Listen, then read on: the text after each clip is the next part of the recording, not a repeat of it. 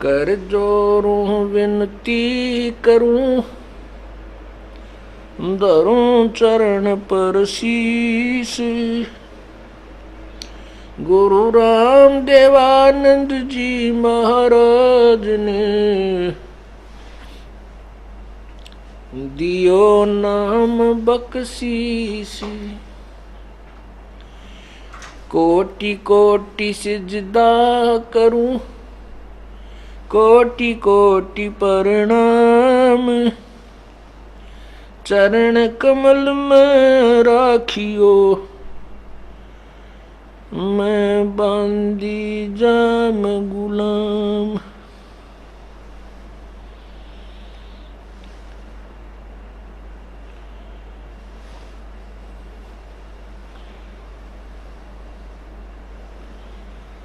जय इब कै सतगुरु मिले, सब दुख आखो रोए। चरणों ऊपर शीश धरूं, कहूँ जो कहनी हो। कबीर गुरु जी मिलेंगे, पूछेंगे कुशलात। आद अंत की सब कहूँ, अपने दिल की बात। गुरु जी तुम ना भूलियो, चाहे लाख लोग मिल जाएं। हमसे तुमको बहुत है, तुमसे हमको नहीं। तुम्हारे विसारे क्या बने, मैं किसकी शरण में जाऊं। शिव विरंच मुनि नारदा, तिनके हृदय न समाऊं।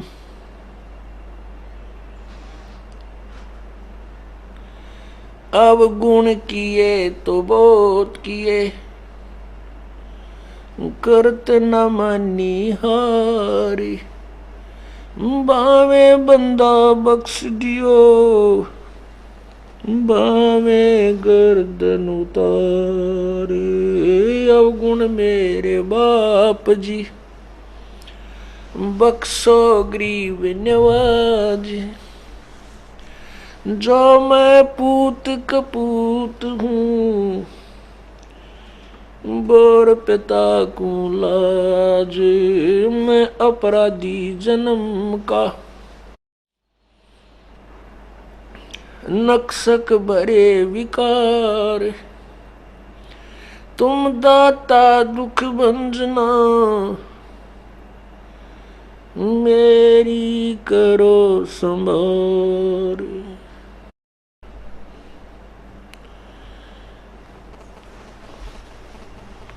राम नाम रटते रहो, राम नाम रटते रहो। जब तक घट में प्राण, कब हो तो दीन दयाल के बिनक पड़ेगी कान।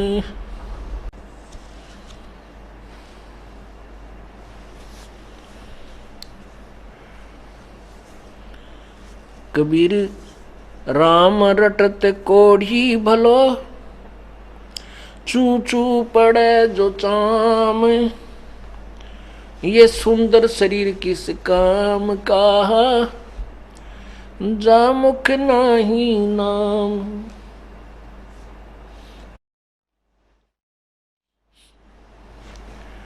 राम रटत दारिद्र भलो,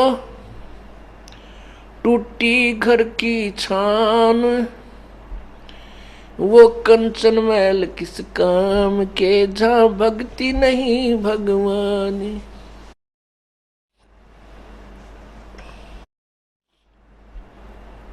राम रटत कन्या भली, साकट भलो न पूत।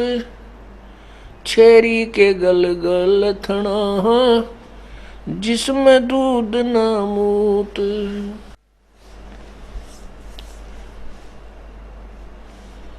परमपिता परमात्मा, सारी सृष्टि के रचनहार, कुल मालिक, कबीर देव, कबीर साहब, बंदी छोड़ कबीर परमेश्वर, सारी सृष्टि के रचनहार हैं। ये वो परमात्मा है जिसके विषय में सभी सदग्रंथों ने संकेत किया है। प्रसंग चल रहा है एक परमात्मा और एक पुण्य आत्मा के संवाद का। पुण्यात्माओं, वो भी एक नेक पुरुष होता है, नेक आत्मा होती है जो सच्चाई को स्वीकार कर लेता है। अनजानपने में, अज्ञानियों के साथ संग रहने में ये प्राणी उल्टे रंग में रंगा जाता है। यदि कोई शराब पीने वालों का संग करता है तो उसकी लत उसको अवश्य पड़ जाती है, उस रंग में वो रंग ही देते हैं। इसी प्रकार कोई किसी प्रकार की साधना कर रहा है और उसका संग ऐसे भक्त संत से हो जाता है तो नया भक्त उसी रंग में रंग जाता है। इसी प्रकार स्वामी रामानंद जी पिछले जन्म जन्मांतर के बहुत पुण्यकर्मी प्राणी थे। वो पहले भी प्रभु के संग में रहे थे, परमेश्वर कबीर जी के, जब वो संत रूप में आते रहे। लेकिन उस समय हम उल्टे रंग में इतने रंगे हुए होते हैं सतयुग त्रेता द्वापर में कि हम वेदों के अतिरिक्त या दंत कथा लोकवेद के अतिरिक्त हम किसी को नहीं मानते और वेदों को समझ नहीं पाते। परमात्मा ही आकर के उन वेदों को यथार्थ रूप से समझाता है तो हम उस परमात्मा के बताए हुए ज्ञान को स्वीकार नहीं करते। तो ऐसे ही रामानंद जी पहले भी प्रभु के चरणों में आए थे। ये आत्मा सतयुग, त्रेता और फिर कलयुग, तीनों युगों में मालिक के संग में विशेष रूप से रहे थे। उसके बीच में वो अपने पुण्यकर्मों के आधार पर इधर उधर मानुष जन्म पाते रहे। उस समय जो इसने परमात्मा की सेवा की थी, इस आत्मा ने, रामानंद जी वाली आत्मा ने, उसी के पुण्य पुरुषार्थ के प्रतिफल में इनको बहुत अच्छा जो है जन्म मिला और फिर अच्छी श्रद्धा भगवान में थी। जैसे भी संत इनको मिले उन संतों के आधार से ग्रहण ज्ञान को उत्तम मानकर अन्य को भी वही ज्ञान देने लगे और उन्हीं को उसी के आधार पर वो महर्षि पाक गए। महर्षि रामानंद स्वामी प्रसिद्ध हो गए क्योंकि परमात्मा कहते हैं कि अंधे की मां गई अंधे ने, मार्ग कौन बतासी।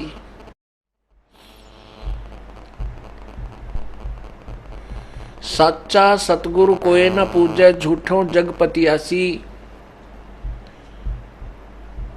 और अंधे की मां गई अंधे ने, मार्ग कौन बतासी।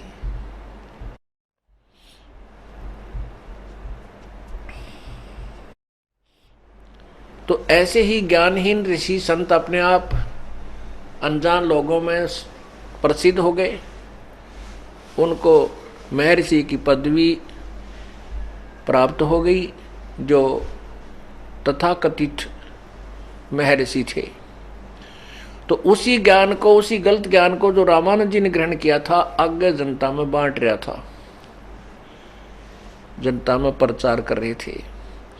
और जब उनके समक्ष ये परमात्मा की यथार्थ ज्ञान, ये महिमा आई तो वो पुण्यात्मा तुरंत समझ गए और उन्होंने तुरंत स्वीकार कर लिया कि हम गलत हैं, हमारा ज्ञान गलत है, हम दुनिया को भ्रमित करके दोषी हो रहे। तो वो पुण्यात्मा अपना भी उद्धार कर लेती है और साथ में उसके जितने आश्रित शिष्य है उनका भी भार मुक्त हो जाती है। वो कह देता है कि मैं तुम्हारा गुरु नहीं भाई, आज के बाद मैं तुम्हारा गुरु नहीं हूं और मुझे पूर्ण ज्ञान नहीं था। पूर्ण ज्ञान के बिना गुरु पद प्राप्त का अधिकारी नहीं होता।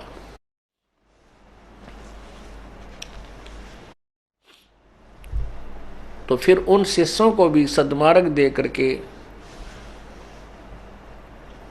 उनको बता दे कि मेरे पास ज्ञान नहीं है और ऐसे ऐसे ये संत हैं, इनसे आप उपदेश ले लीजिए। तो उसमें दोनों का कल्याण है। उस जो नकली संत गुरु बन रहा था ऋषि, उसका भी, और जो अनुयायियों को भ्रमित किए बैठा था, उनको गुमराह करने का दोषी बन गया था, वो भी दोष उन पर नहीं रहेगा। और हो सकता है कोई पुण्यात्मा जो उनके न्यायी हैं वो भी इस मार्ग को, सतमार्ग को, तत्व ज्ञान को स्वीकार कर ले। तो वो भी पुण्यात्मा होते हैं जो सत्य को स्वीकार कर लेते हैं। वो दुष्ट आत्मा होती हैं जो सत्य को सामने देखकर भी अपने स्वार्थवश अपने अनुयायियों को भ्रमित करते हैं कि नहीं ये झूठ बोल रहा है, ऐसा कुछ नहीं है। और ये अभी तक ऐसा ही होता रहा। परमात्मा सतयुग में आए तब ऋषियों महर्षियों के छक्के छुड़ा दिए थे ज्ञान में, लेकिन समस्या यही रही कि जनता उन ऋषियों को, महर्षियों को, मनु जैसे ऋषियों को बड़े विद्वान मानते रहे, लेकिन उनको कै खे का भी पता नहीं था। क्योंकि जब ना ब्रह्मा को ज्ञान, ना विष्णु को ज्ञान, ना शिव को ज्ञान, तो इनको मनु जैसों को कहां से ज्ञान हो सकता है।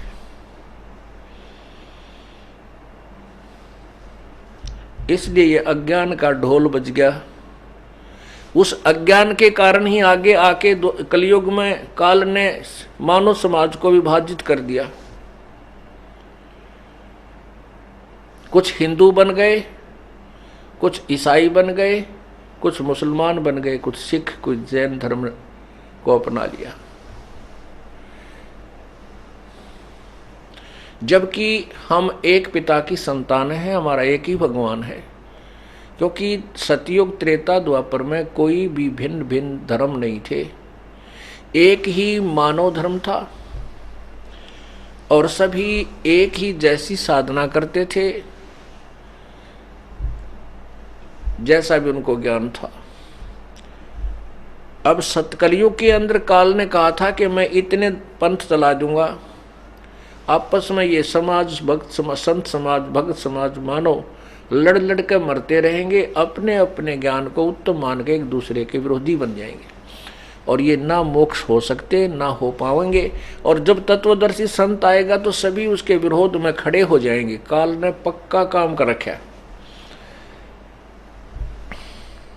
लेकिन परमात्मा उससे भी पक्के हैं। अब वो अपनी प्यारी आत्माओं को ऐसे ढंग से समझाएंगे कि सभी मानव समाज परमात्मा के यथार्थ ज्ञान को ग्रहण करके तुरंत लग जाएगा इस मार्ग पर, देर नहीं करेगा। जो कर्महीन है, जो नालायक है, वो कुआं में पड़ो, नहीं लगेंगे तो वो पशु जोनी में चले ही जाएंगे। ये विधान है प्रभु का। परमात्मा क्या कहते हैं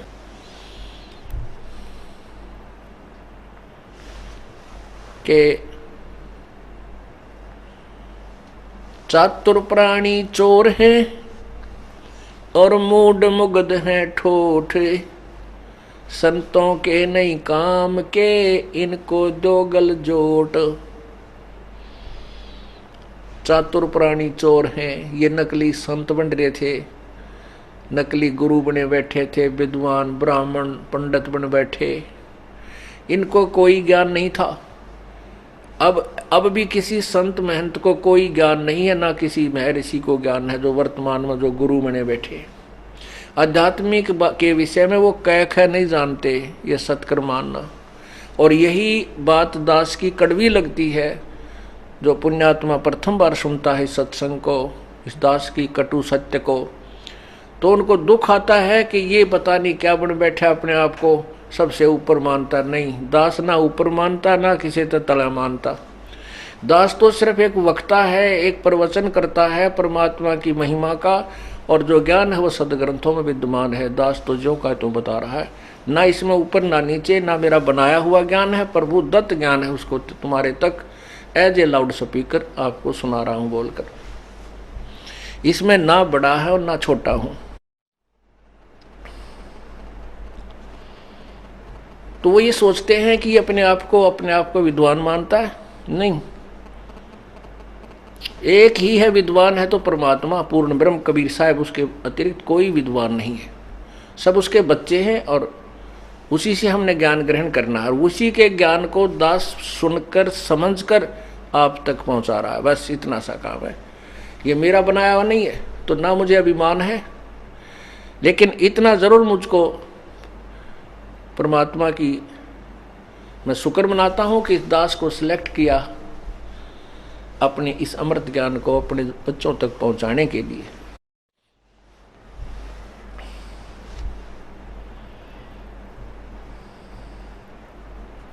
तो क्या कहते हैं कि चातुर प्राणी चोर हैं, मूड मुगद हैं ठोठ, ये संतों के नहीं काम के, इनको दो गलजोट।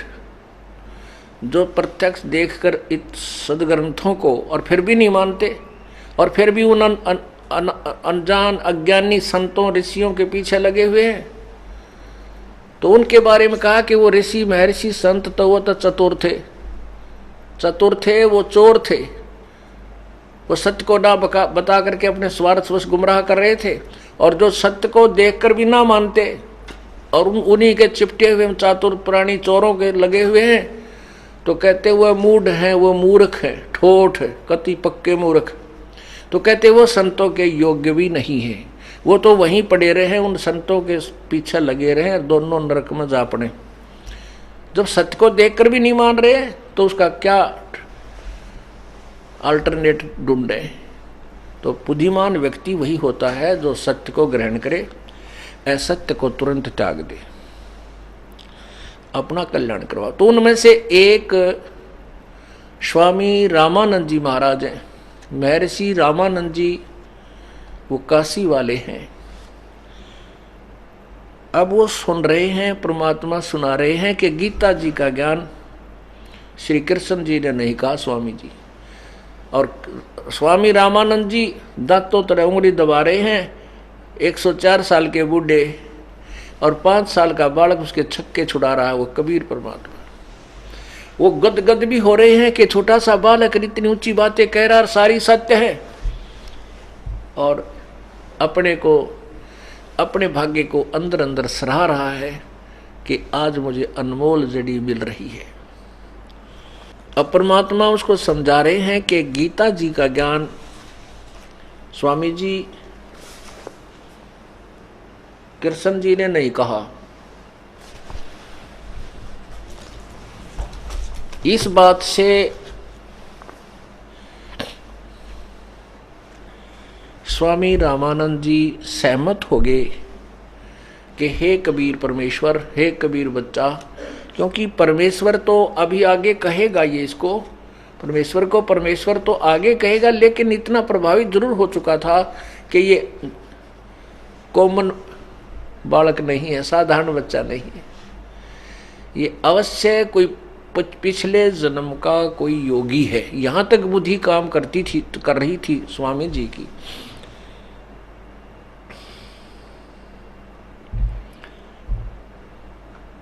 जब गीता जी का ज्ञान ये समझ में आ गए, गीता जी का ज्ञान काल अर्थात ब्रह्म ने कहा है, तब परमात्मा ने उनसे प्रसन्न किया कि हे स्वामी जी, आपका लक्ष्य क्या है, आप जो साधना कर रहे हो इसका उद्देश्य क्या है।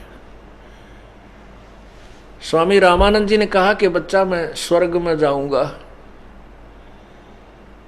मैं स्वर्ग में जाऊंगा और जहां भगवान विष्णु जी रहते हैं उनके दर्शन किया करूंगा। विष्णु जी के लोक में दूधों की नदी बहती है, मैंने सुना है, और वहाँ बहुत सुंदर सफ़ेद कलर के रंग के पेड़ पौधे हैं, सफ़ेद ही उनका लोक है। और वहाँ बहुत अच्छी सुविधाएं हैं।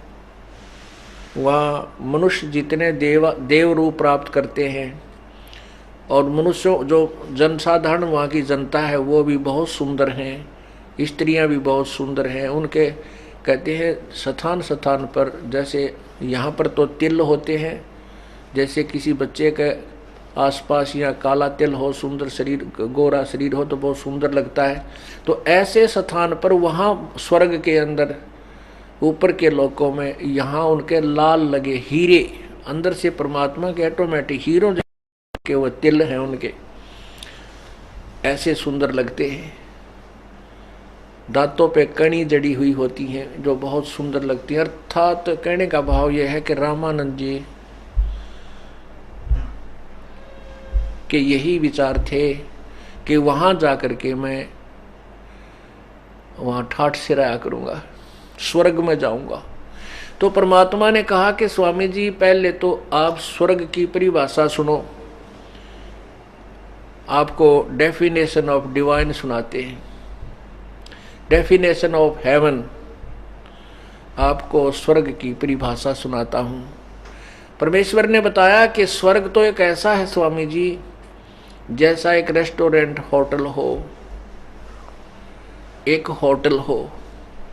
जैसे साहूकार लोग होते हैं जो सारा 10 महीने यहाँ कमाई करते हैं, 2 महीने शिमला में, कुल्लू मनाली में वहाँ चले जाते हैं, 20, 30, 50 हज़ार रुपये साथ ले जाते हैं, वहाँ होटल में एक कमरा बुक करा लेते हैं, सभी खाना होटल से प्राप्त होता है और पैसे उस साहूकार की जेब से वहाँ जाते रहते हैं। 2 महीने उसने कोई काम नहीं किया, सारा दिन तफरी मारी, इधर उधर घूमा, सैर सपट्टे करे, रोटी खाया और सो गया, गुटी सूटी ला ली, और चलते समय 50 हज़ार रुपये ठगवा के वो समाप्त करके जब पूंजी समाप्त हो जाती है तो अपनी जेब को आप टटोल लेता कि चालन का टाइम आ गया, चल दे तो बढ़िया है। तो 50 हज़ार रुपये 2 महीना में बर्बाद करके 2-4 सदस्य चले जाते हैं। तो फिर उसी कर्म क्षेत्र में जहाँ उसकी दुकान है, कोई बिजनेस है, कोई नौकरी है, वहाँ आ जाता है। फिर 10 महीने फिर कमाई करता है, को पैसे बच गए तो जान का ब्यों, तो अगर जब पैसे ना हुए यानी कोई बेनिफिट अच्छा ना हुआ तो वो होटल में भी नहीं जा सकता, वहीं गर्मी में पड़ा रहेगा। ठीक इसी प्रकार स्वर्ग है। स्वर्ग में वही प्राणी जाता है जिसके पास यहाँ के पुण्य होते हैं, नाम के सिमरन की कमाई होती है, उसी के आधार पर वो जिस भी इष्ट की पूजा करता है, जिसके आश्रित है, उसी के लोक में चला जाता है। और वो स्वर्ग में एक अलग से होटल होता है जहाँ पर ये जिनकी जितनी कमाई होती है, पुण्य होते हैं, उतने समय तक वो उस स्वर्ग रूपी होटल में रहते हैं और अपने पुण्यों को समाप्त करके फिर वहाँ से उनको धक्का दे दिया जाता है। जैसे यहाँ समय पूरा होते ही जबरदस्ती उठा लिया जाता है। और स्वामी जी आप बता रहे हो कि श्री कृष्ण जी अर्थात विष्णु जी अजरो अमर हैं, अविनाशी हैं। तो इससे सिद्ध है कि आप गीता जी से भी परिचित नहीं है, ना इनके इतिहास से परिचित है। ये तो नासवान है। पहले आप अपने इष्ट की क्वालिटी देखें, ये कितना क्या लाभ दे सकता है। आप इसको अजर अमर कह रहे हो, वो कहाँ से आपने ग्रहण किया ज्ञान? इनकी जीवन हिस्ट्री बता रही है तो नासवान है, इनका जन्म और मृत्यु होता है। आप कहते हो कि इनका जन्म मृत्यु नहीं होता, इनके माता पिता नहीं है। इसके लिए आपको थोड़ा सा संकेत देते हैं। ये देखिएगा श्रीमद् देवी भागवत अर्थात श्री देवी पुराण, गीता प्रेस गोरखपुर से प्रकाशित है।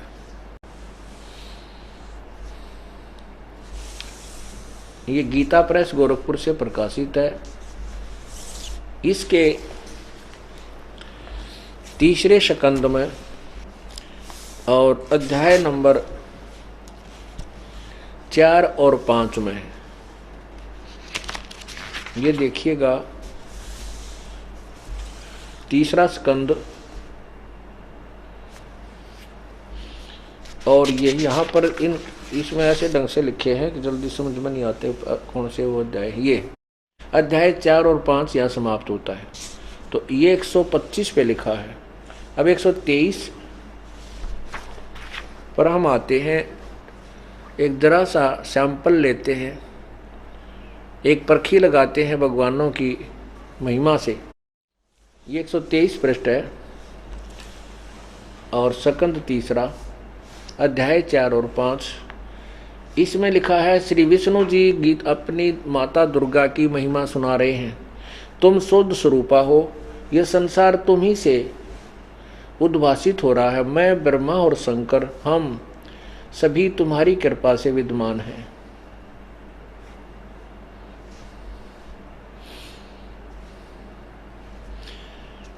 हमारा आविर्भाव और तिरोभाव हुआ करता है। आविर्भाव माने देखो, मैं विष्णु, मैं ब्रह्मा और शंकर हम सभी तुम्हारी कृपा से विद्यमान हैं। हमारा आविर्भाव और तिरोभाव हुआ करता है। केवल तुम ही नित्य हो, जगत जननी हो, प्रकृति और सनातनी देवी हो। आविर्भाव माने जन्म और तिरोभाव माने मृत्यु। हमारा तो जन्म मृत्यु होता है और केवल तुम ही नित्य माने अविनाशी हो। जिसना विष्णु जी ने ज्ञान है वो बता रहा है। प्रकृति हो और सनातनी देवी हो। शंकर भगवान बोले, देवी यदि महाभाग विष्णु तुम्ही से प्रकट हुए हैं तो उनके बाद उत्पन्न होने वाले ब्रह्मा भी तुम्हारे ही बालक हुए। फिर मैं तुमोगुणी लीला करने वाला शंकर क्या तुम्हारी संतान नहीं हुआ? अर्थात मुझे भी उत्पन्न करने वाली तुम हो, तुम ही हो। आगे देखो नीचे, इस संसार की सृष्टि सतिथि और संहार में तुम्हारे गुण सदा समर्थ हैं। इन्हीं तीनों गुणों से उत्पन्न हम ब्रह्मा, विष्णु एवं शंकर नियमानुसार कार्य में तत्पर रहते हैं। अब स्वामी जी बता रहे थे, क्योंकि आपने पहले सत्संग में सुना कि भगवान विष्णु अजर अमर है, उसके लोक में जाऊंगा और वहाँ भगवान के दर्शन किया करूँगा, वहाँ दूधों की नदी बहती है, ऐसा करूँगा वैसा करूँगा। परमात्मा कहते हैं कुआं में पड़ेगा, जो काम करने का है वो तो तुम्हें पता नहीं चला। अब देखना, आदरणीय गरीबदास साहिब जी परमेश्वर कबीर साहिब जी से परिचित होने के बाद आदरणीय गरीबदास साहिब जी ने परमात्मा को सतलोक में देखा और फिर ऊपर के सभी लोगों को परमेश्वर ने उनको दिखाया। ब्रह्मा विष्णु महेश की सतीथि से परिचित करवाया। तो उसके बाद गरीबदास साहिब जी ने अपनी आंखों देखा और परमेश्वर की कृपा से दिव्यदृष्टि से पूर्व की घटनाएं, जो रामानंद और कबीर परमेश्वर की जो गोष्ठी हुई थी, उनका संवाद हुआ था, वो ज्यों का तो चित्रित किया अपनी अमृतवाणी में, वो सुनिएगा।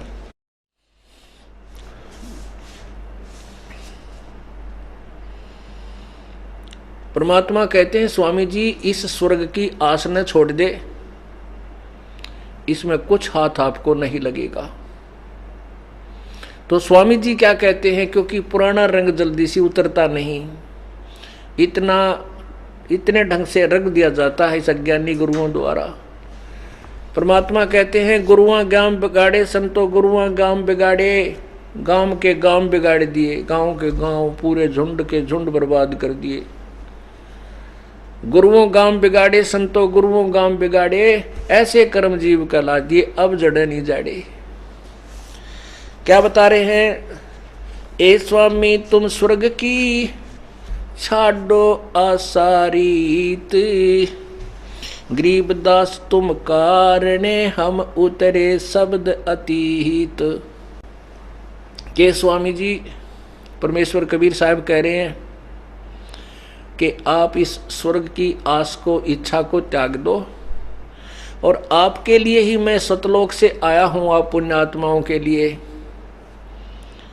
अब क्या कहते हैं वो बुजुर्ग उस पुराने रंग के ऊपर रंगे हुए, ए सुन बच्चा मैं स्वर्ग की कैसे छोड़ूं रीत, गरीबदास गुजड़ी लगी ये जन्म जात है बीत। अब क्या कहते हैं, रामानंद जी कह रहे हैं कि सुन बच्चा मैं स्वर्ग की कैसे छोड़ूं रीत, अर्थात जो साधना मैं कर रहा हूं इसको मैं कैसे त्यागूं स्वर्ग वाली को। फिर उस स्वर्ग की सुनी सुनाई जो महिमा वो सुनाता है स्वामी रामानंद जी। चार मुक्ति बैकुंठ में जिनकी मेरे चाह, गरीबदास घर अगम की मैं कैसे पाऊं था। ओए होए।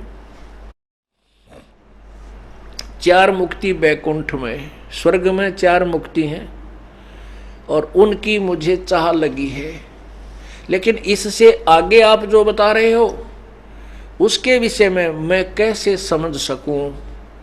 परमात्मा कहते हैं मैं इसीलिए आया हूं कि मैं आपको उस आगे का ज्ञान समझाऊं जहां ये वेद नेति नेति नेति, नेति माने न इति, चारों वेदों और गीता जी में स्पष्ट किया है कि जो ज्ञान मैं बता रहा हूं वो पूर्ण नहीं है, उसको किसी तत्वदर्शी संत से पूछो। इससे सिद्ध है कि वेद कंप्लीट ज्ञान युक्त नहीं है, इनकम्प्लीट ज्ञान है, इनमें अधूरा ज्ञान है। तो ये कहते हैं हम जो बता रहे हैं इतना ही नहीं है, न इति नेति, इसको नेति भी बोलते हैं, नेति नेति नेति। तो जहाँ से वेद अपना समाप्त करते हैं, जहाँ से ये ऋषि पहले दिन ज्ञान नहीं था, ब्रह्म को मानते थे, ओम का नाम भी जाप कर लेते थे, कभी कभी ना भी करते थे, और फिर हठ योग हठ तप करते थे। जहाँ से वेद समाप्त होते हैं पूर्ण ज्ञान, वहाँ से हमारी पढ़ाई शुरू होती है, वहाँ से हमारा ज्ञान शुरू होता आगे को चलने का। तो क्या बताते हैं, चार मुक्ति बैकुंठ में जिनकी मोरे चाह, गरीबदास घर अगम की मैं कैसे पाऊं था। एम रूप जहाँ धरनी है रतन जड़े वो सोबे, गरीबदास बैकुंठ को तन मन हमरा लोबे। हेम रूप, हिम मन बर्फ, कहते हैं वहाँ बैकुंठ में, बैकुंठ जो स्वर्ग है उसमें वहाँ की सफेद पृथ्वी है, बहुत सुंदर है, और शंख चक्र गदा पद्म है ये मोहन मदन मुरारी। गरीबदास मुरली बजय वो स्वर्ग लोक दरबारी, दूधों की नदियां बह गए ये श्वेत वृक्ष शोभान, गरीबदास मंडल मुक्ति उस स्वर्गापुर स्थान। रतन जड़ाऊ मनुष्य हैं गण गंधर्व सब देव, गरीबदास उस धाम की मैं कैसे छोड़ूं सेव। देखी वागे तोड़ पाड़ है रामानंद महर्षि। रग यजुश्याम अथर्वण ये गाँव चारों वेद, गरीबदास घर अगम की कैसे जानू वेद। अब के कह रामानंद जी के चारों वेदों में भी तो स्वर्ग के ही विषय में बताया है। अरे तरह धाम लिखा रही दुर्वेद अध्याय नंबर 5 के मंत्र नंबर 32 में कि व्रत धामा सवर ज्योति कबीर अंगारी बम्बारी अवरसु असी, वो सतलोक में रहता है, सतधाम युक्त है, वो स्वर्ग से भी ऊपर है, शाश्वत स्थान है। ओए होए। और स्वामी महर्षि रामानंद जी गीता जी के मर्मज ज्ञाता जाने जाते थे और वेदों के मर्मज ज्ञाता जाने जाते थे, प्रसिद्ध थे उन ज्ञानहीन जनता में, बोड़ी जनता में। और वो स्वयं भी ज्ञानहीन थे। जब गीता जी के 8वें अध्याय के 16वें श्लोक में लिखा है कि ब्रह्मलोक तक भी सभी पर ये लोक नाशवान है, ये पुनर्वर्ती में, इनकी जन्म मृत्यु होती है, स्थायी नहीं है, वहाँ जाने वाले वो ब्रह्म तक भी नाशवान है, तो अन्य तो वहाँ उनके पुजारी कैसे सुखी हो सकते हैं, उनकी भी जन्म मृत्यु होती है।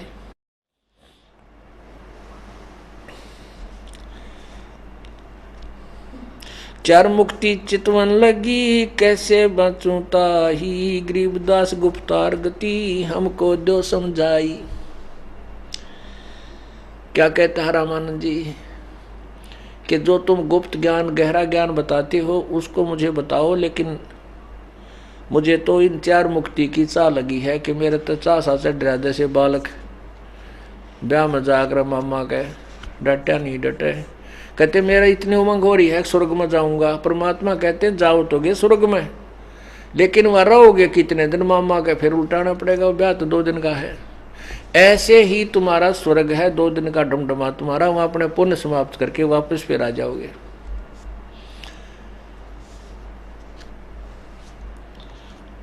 अब रामानंद जी कहते हैं स्वर्ग लोक बैकुंठ है या से परे न और, गरीबदास 60 शास्त्र और 4 वेद की दौड़े। कहते हैं स्वर्ग लोक तो आगे कोई लोक नहीं, कोई नहीं है, और 4 वेद और 6 शास्त्र स्वर्ग तक ही का ज्ञान दे रहे हैं। इससे आगे का ज्ञान हम कहाँ से लाएं? परमात्मा के आगे रामानंद जी अपने हृदय की बात बता रहा है कि हमने तो 4 वेद और 6 शास्त्रों में स्वर्ग तक का ही ज्ञान सुना है। अब इससे सिद्ध होता है कि स्वामी रामानंद जी, महर्षि रामानंद जी ना तो वेद ज्ञान था, ना उनको गीता का ज्ञान था, और सो प्रसिद्ध हो रहे थे विद्वान उस बड़ी जनता में। यहाँ कह रहे हैं कि 4 वेदों में भी स्वर्ग तक का ही महिमा गाई है, इससे आगे कोई लोग का ना बता रहे क्या? अरे तेरा गजब भैया। ऋग्वेद मंडल नंबर 9 के सूक्त नंबर 16 से लेकर 20 तक भिन्न भिन्न बता रखा है। और रामानंद जी निराकार बताते हैं भगवान को, और कृष्ण जी को और विष्णु जी के पुजारी उनको इष्ट मानते हैं, फिर भी भगवान निराकार बताते हैं। तो ऐसे ही पूरा मानव समाज अधूरे ज्ञान पर आसक्त है, आश्रित हो चुका है। ना सिर का बेरा ना पैर का, और विद्वान पाक गए सारे जी, न अक्षर ज्ञान था उस समय। अब पुण्यात्मा अक्षर ज्ञान आप सबको हो गया, हम सभी पंडित हो गए, हम सभी संत हो गए, विद्वान हो गए, और दास आपका टीचर हो गया, ना हुए उन्हें और बना देंगे, सुना सुना कर रट्टा लवा लवा के ऐसे ढंग से रटवा दूंगा इस परमात्मा की वाणी को, बच्चा के भी श्लोका तो याद हो जाएंगे, बाण बेटियां अगर बुढ़िया अगर बुढ़िया। और जब हमें ये ज्ञान कंप्लीट हो जाएगा फिर हमें कोई डिस्टर्ब करने वाला ही नहीं रहेगा। गीता जी के अध्याय नंबर 2 के मंत्र 53 में कहा है कि अर्जुन जब तो भिन्न भिन्न प्रकार के भ्रमित करने वाले प्रवचनों से भ्रमित ना हो करके एक तत्व ज्ञान पर आश्रित हो जाएगा, तब तो तू भगत बनेगा, नहीं तो कोई डगमग कर देगा। तुझे ज्ञान नहीं है तो भक्ति नहीं कर सकता, तो असमंजस में शंका में रहेगा। संशय सबसे बड़ा शत्रु है इस प्राणी का जो भक्ति के मार्ग में लगे हैं। कबीर साहब कहते हैं भाई मामुंडू उस संत की जो जिससे संशय ना जाए, ऐसे संत से कहते दूर रहो जिससे संशय खत्म ना हो, कोई न कोई शंका रही रहे। तो सतगुरु के ज्ञान से कोई शंका आपको नहीं रहेगी। तत्वदर्शी संत परमात्मा की अमरवाणी से आपको परिचित कराता है। अब रामानंद जी कह रहे हैं कि 4 वेदों में मैंने तो ये पढ़ा है, और 4 वेदों में तो बहुत ऊपर की बातें लिखी हैं, लेकिन उसके परमात्मा कबीर जी की प्राप्ति का यानी वे ऑफ वर्शिप नहीं है, पूजा की विधि नहीं है। बाकी ज्ञान बहुत लवा लागता यानी बहुत निकट है। 4 वेद गाँव तीसे ये सुर नर मुनि मिलापे, गरीबदास द्रुपौर तीसे मिट गए तीनों ताप। प्रहलाद गए तिस लोक को सुरगापुरी समूले, गरीबदास हर भक्ति की मैं वंचित हूँ सुधूल। वृंदावन खेले सही रज के सर समतोले, गरीबदास उस मुक्ति को मैं कैसे जाऊं भूले। नारद ब्रह्मा जिसे रटे ये गाँव शेष गणेश, गरीबदास बैकुंठ से और पर को देश। अब नारद रामानंद जी तो वो रटा, वो जो घोट रहे थे अंदर थे वो ज्ञान उगलन लग रहे हैं अपना। अब परमात्मा इसने फिर दोएगा जो वो सारी कह लेगा, अपनी सारी कह रहे हैं जितना उनको ज्ञान था। 87 जिसे जपे और 33 से वे गरीबदास जासे पर और कौन है देव। देख, अब रामानंद जी कह रहे हैं कि 33 करोड़ देवता 88,000 ऋषि विष्णु जी का तो जाप करते हैं, इस तो ऊपर और कौन भगवान है बता। और विष्णु जी देवी पुराण में कह रहा है कि मैं तो ये मानता हूं कि देवी ही सर्वशक्तिमान है, इससे ऊपर कोई भगवान नहीं। तो सभी की बुद्धि का नाश है, काल ने सभी को भ्रमित किया हुआ है, यथार्थ ज्ञान से परिचित नहीं होने दिया। ये तो परमेश्वर आते हैं और इस यथार्थ ज्ञान को अपनी प्यारी आत्माओं तक पहुंचाते हैं, और फिर मेरे जैसे दास की सेवा ड्यूटी लगा देते हैं परमात्मा के प्रदत्त उस ज्ञान को आगे डंडोरा पीटने की, अपने बच्चों तक पहुंचवाने के लिए हमारे जैसे तुच्छ जीव को भी वो समर्थ सहारा देते हैं ताकि हम उसके महिमा को गा सकें।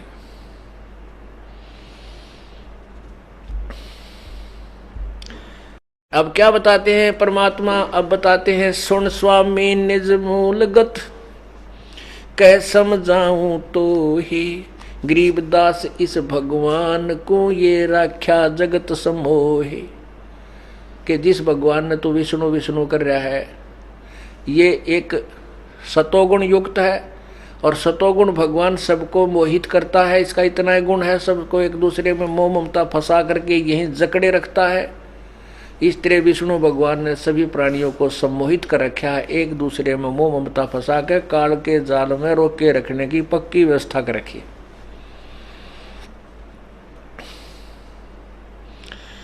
कृष्ण विष्णु भगवान को ये जड़ाए हैं जीवे गरीबदास 3 लोक में ये काल कर्म और शिव। 3 लोक के जीव सब विषय व्यास भरमाए गरीबदास हमको जपे है तिसकू धाम दिखाए। अब रामानंद कबीर परमात्मा कह रहे हैं कि तेरे विष्णु कृष्ण भगवान ने इन सब जीवों को उलझा रखा है, फंसा रखा है, यहाँ काल के जाल में फंसा कर रखते हैं।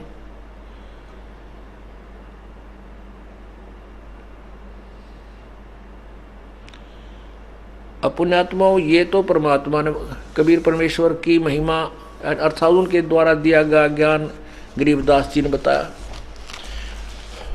अब इसी का समर्थन पवित्र गीता जी करती है, ये भी देखिए, क्योंकि परमेश्वर के उस सवसम वेद को, उस अमृत वाणी को सत्य है, वो उसको सत्य को सत्य ही सिद्ध करने के लिए उन सदग्रंथों का सहयोग लिया जाएगा जिनको मानव समाज अद्वितीय मानता है, जैसे पवित्र गीता जी, पवित्र चारों वेद और पवित्र पुराण, महाभारत आदि। और ये देखो, ये पवित्र गीता जी स्वामी जी को परमात्मा बंदी छोड़ समझा रहे हैं और दिखा रहे हैं।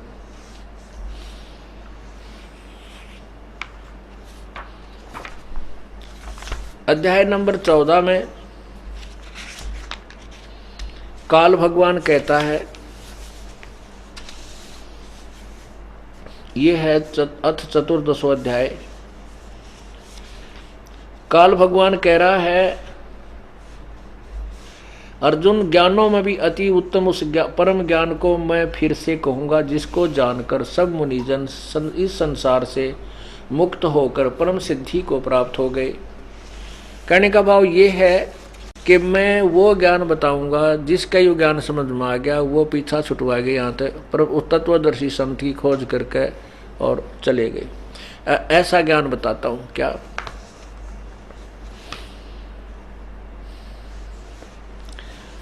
अब तीसरे श्लोक में क्या बताया है देखिएगा। हे अर्जुन, मेरी महत ब्रह्म रूप मूल प्रकृति संपूर्ण भूतों की योनि है, अर्थात गर्भाधान स्थान है, और मैं उस योनि में चेतन समुदाय गर्भ को स्थापन करता हूँ। उस जड़ चेतन के संयोग से सब प्राणियों की उत्पत्ति होती है। अब चौथे में क्या कहा है,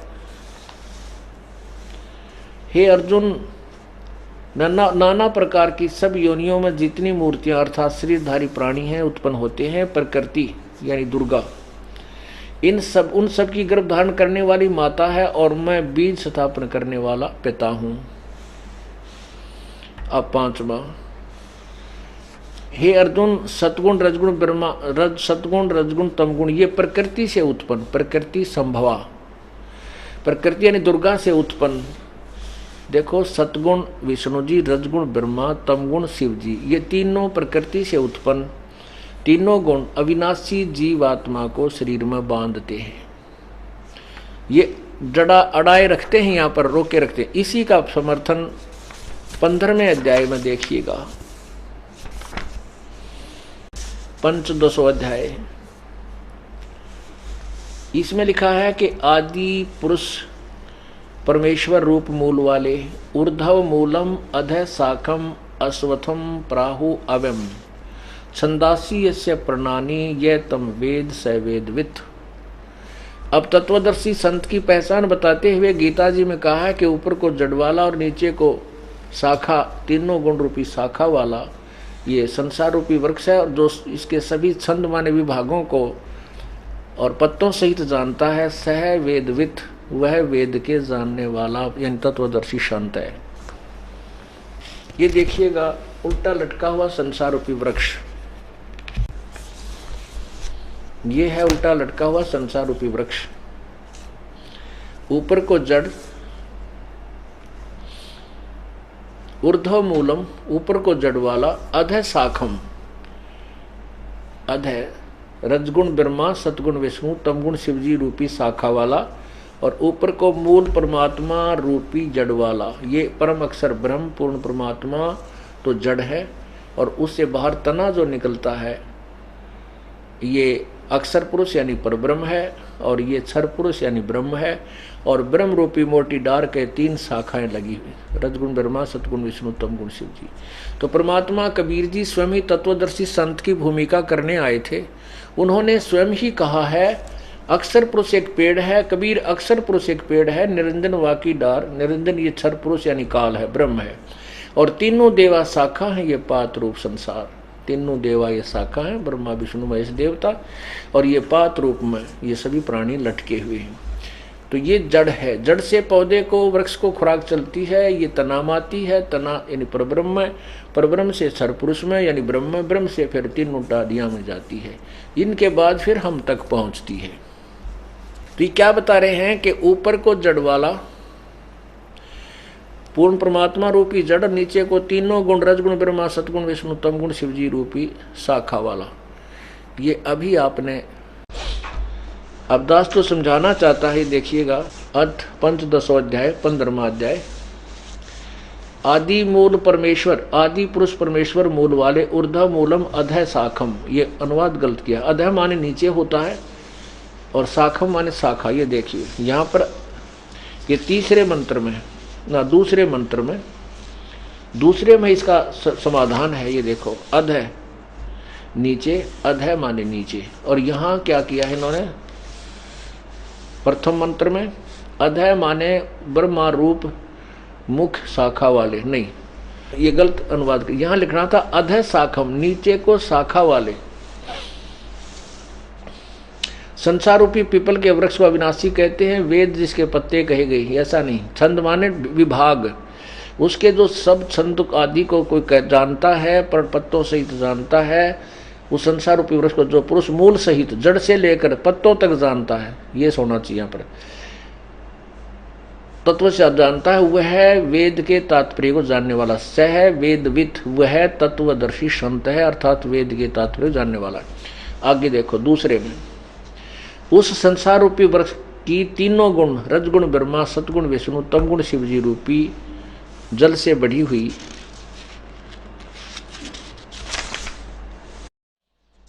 विषय भोग रूप कोपलों वाली मनुहित शाखाएं हैं, तीनों शाखाएं हैं, और नीचे और ऊपर, सर्वत्र नहीं है, नीचे और ऊपर फैली हुई है मनुष्य लोक में। यहाँ जो पॉइंट जो दास इसमें समझाना चाहता था कि तीनों गुण रजगुण ब्रह्मा, सतगुण विष्णु रूपी जो शाखाएं हैं, ये कर्मानुबंधनी, कर्मों के अनुसार बांधने वाली मूलानी, मूलानी माने मुख्य कारण, ये जड़ है उस यहाँ जीव को फंसाए रखने की। तीनों गुण रूपी मनुष्य लोक में ऊपर नीचे तीनों गुण ये फैली हुई हैं, और ये कर्मानुबंधनी कर्मानुसार बांधने वाली मूलानी यानी मुख्य कारण है, ये जड़ है, यानी इस बीमारी की जड़ है। ये नीचे और ऊपर सभी लोकों में नहीं व्यवस्थित है। अब कहने का मुझदास का उद्देश्य ये था कि परमात्मा कहते हैं ब्रह्मा कृष्ण विष्णु भगवान को ये जड़ाए हैं जीवे, गरीबदास तीन लोक में ये काल कर्म और शिव। शिव मन शंका, किसी का भी संशय निवारण नहीं है, सारे उलझ पुलझ उलट पुलट सारे जो है ना शनिपात के बुखार की तरह बिरडाव अपना, किसी ने कहेगा मेरा के बोल रहा तू, ये ऋषि में ऋषि की पदवी पाएगी। अब क्या बता रहे हैं, अब ये पॉइंट सिद्ध करने के लिए परमात्मा की अमृतवाणी का तो वेदों और गीता का सहारा आपको हमें लेना पड़ा।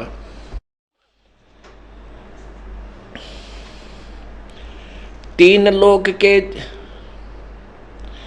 सुन स्वामी निज मूल गति कै समझाऊं तो ये, यानी एक जड़ बता दूं इन जीवों को फंसाए रखने की।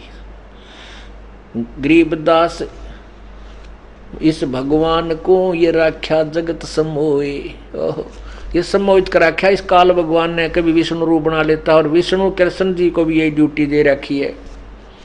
कृष्ण विष्णु भगवान को ये उलझाए हैं जीवे, गरीबदास तीन लोक में ये काल कर्म और शिव।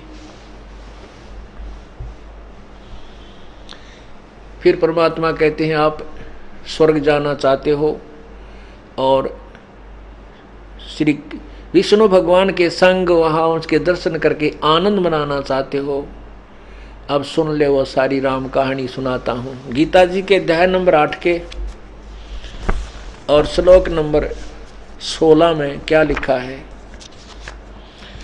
वैसे तो आपने पवित्र देवी भागवत में पढ़ दिया कि ब्रह्मा विष्णु महेश कहते हैं हम तो नासवान है, हमारी जन्म मृत्यु होती है, हम अविनाशी नहीं हैं, और यही बात फाइनल हो जाती है। फिर भी हम गीता और वेदों को पुराणों से भी ऑथेंटिक मानते हैं, अब इनमें भी हम प्रमाण दिखाते हैं। अध्याय नंबर 8 के श्लोक नंबर 13 में, अध्याय नंबर 8 देखिएगा, श्रीमद् भगवत गीता अध्याय नंबर 8, श्रीमद् भगवत गीता अध्याय नंबर 8, यहाँ देखिए 16वें में क्या कहते हैं गीता ज्ञानदाता। हे अर्जुन, ब्रह्मलोक पर्यंत सब लोग पुनर्वर्ती में है। पुनर्वर्ती माने जन्म और मृत्यु। पुनर्वर्ती का अर्थ इन्होंने नीचे दिया भी है, ये पुनर्वर्ती, ये शटार ला रखा है यहाँ इसके साथ आगे, अर्थात जिनको प्राप्त होकर पीछे संसार में आना पड़े ऐसे, यानी जहाँ जाकर फिर उल्टा आना पड़ता है वो स्थायी स्थान नहीं है, जन्म मृत्यु का रेट का चक्कर यूँ चलता रहेगा ब्रह्मलोक तक भी। अब पहले आपको सच्ची चीज थोड़ी सी ब्रह्मलोक की से दिखाते हैं, ये देखिएगा।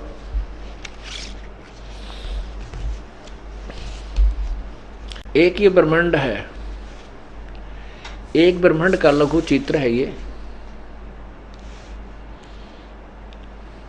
देखिएगा।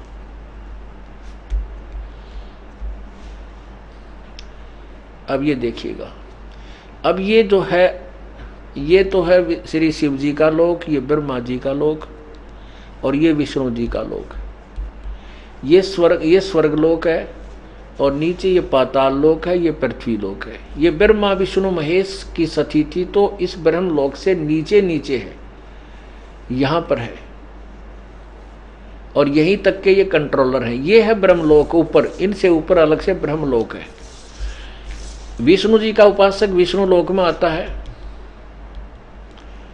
विष्णु जी का उपासक विष्णु लोक में आता है, शिव जी का उपासक शिवलोक में चला जाता है, ब्रह्मा जी का उपासक ब्रह्मा के लोक में जाता है। कॉमन जो साधना करते हैं, पुण्यपान करते हैं, वो स्वर्गलोक में चले जाते हैं। ये स्वर्गलोक है, ये कॉमन स्वर्ग साधारण सबके लिए। और ये अलग से एक ब्रह्मलोक है जो वेदों अनुसार साधना ब्रह्म का केवल एक ओम नाम जाप और एक आश्रित रहते हैं ओम पर, और कोई जाप नहीं करते, वो इस ब्रह्मलोक में जाते हैं। ये है वो ब्रह्मलोक। और ये एक ब्रह्मांड का ये फाइनल यानी सबसे स्थायी स्थान है, सबसे स्थायी स्थान मानते। लेकिन यहाँ पर गए हुए भी जन्म मृत्यु में आते हैं, इसको प्राप्त भी जन्म मृत्यु होते हैं। और इनके प्राप्त ब्रह्मा विष्णु महेश के तो फिर कहना है क्या, ये तो बहुत अस्थायी है। अब इनको समझाना चाहा है।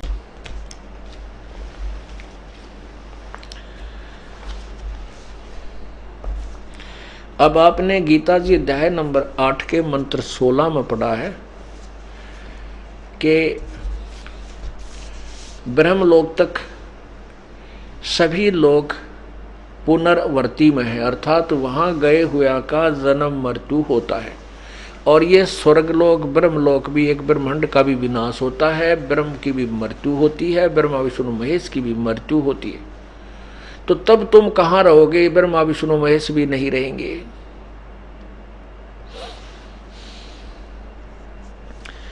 आगे देखिएगा। अब गीता अध्याय नंबर 16 8 के श्लोक 17 में आपको बताया है कि परब्रह्म का एक युग 1000 चतुर्युग का होता है, इतनी ही रात्रि होती, इसका प्रमाण है। इन्होंने गलत अनुवाद किया हुआ, ये पहले सत्संग में आपको ये दास सुना चुका है। अब केवल हम इतना ही लेंगे इसमें कि ब्रह्मलोक तक सभी पुनर्वर्ती में है, वहां जाने के बाद भी वापस आते हैं। ब्रह्मलोक में वही जाता जो ब्रह्म का साधना ब्रह्म की साधना करता है।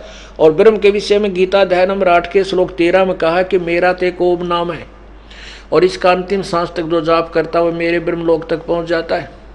और ब्रह्मलोक में गए हुए भी दोबारा जन्म मृत्यु में आते हैं। आगे देखो, गीता ज्ञान दाता स्वयं बता रहा है।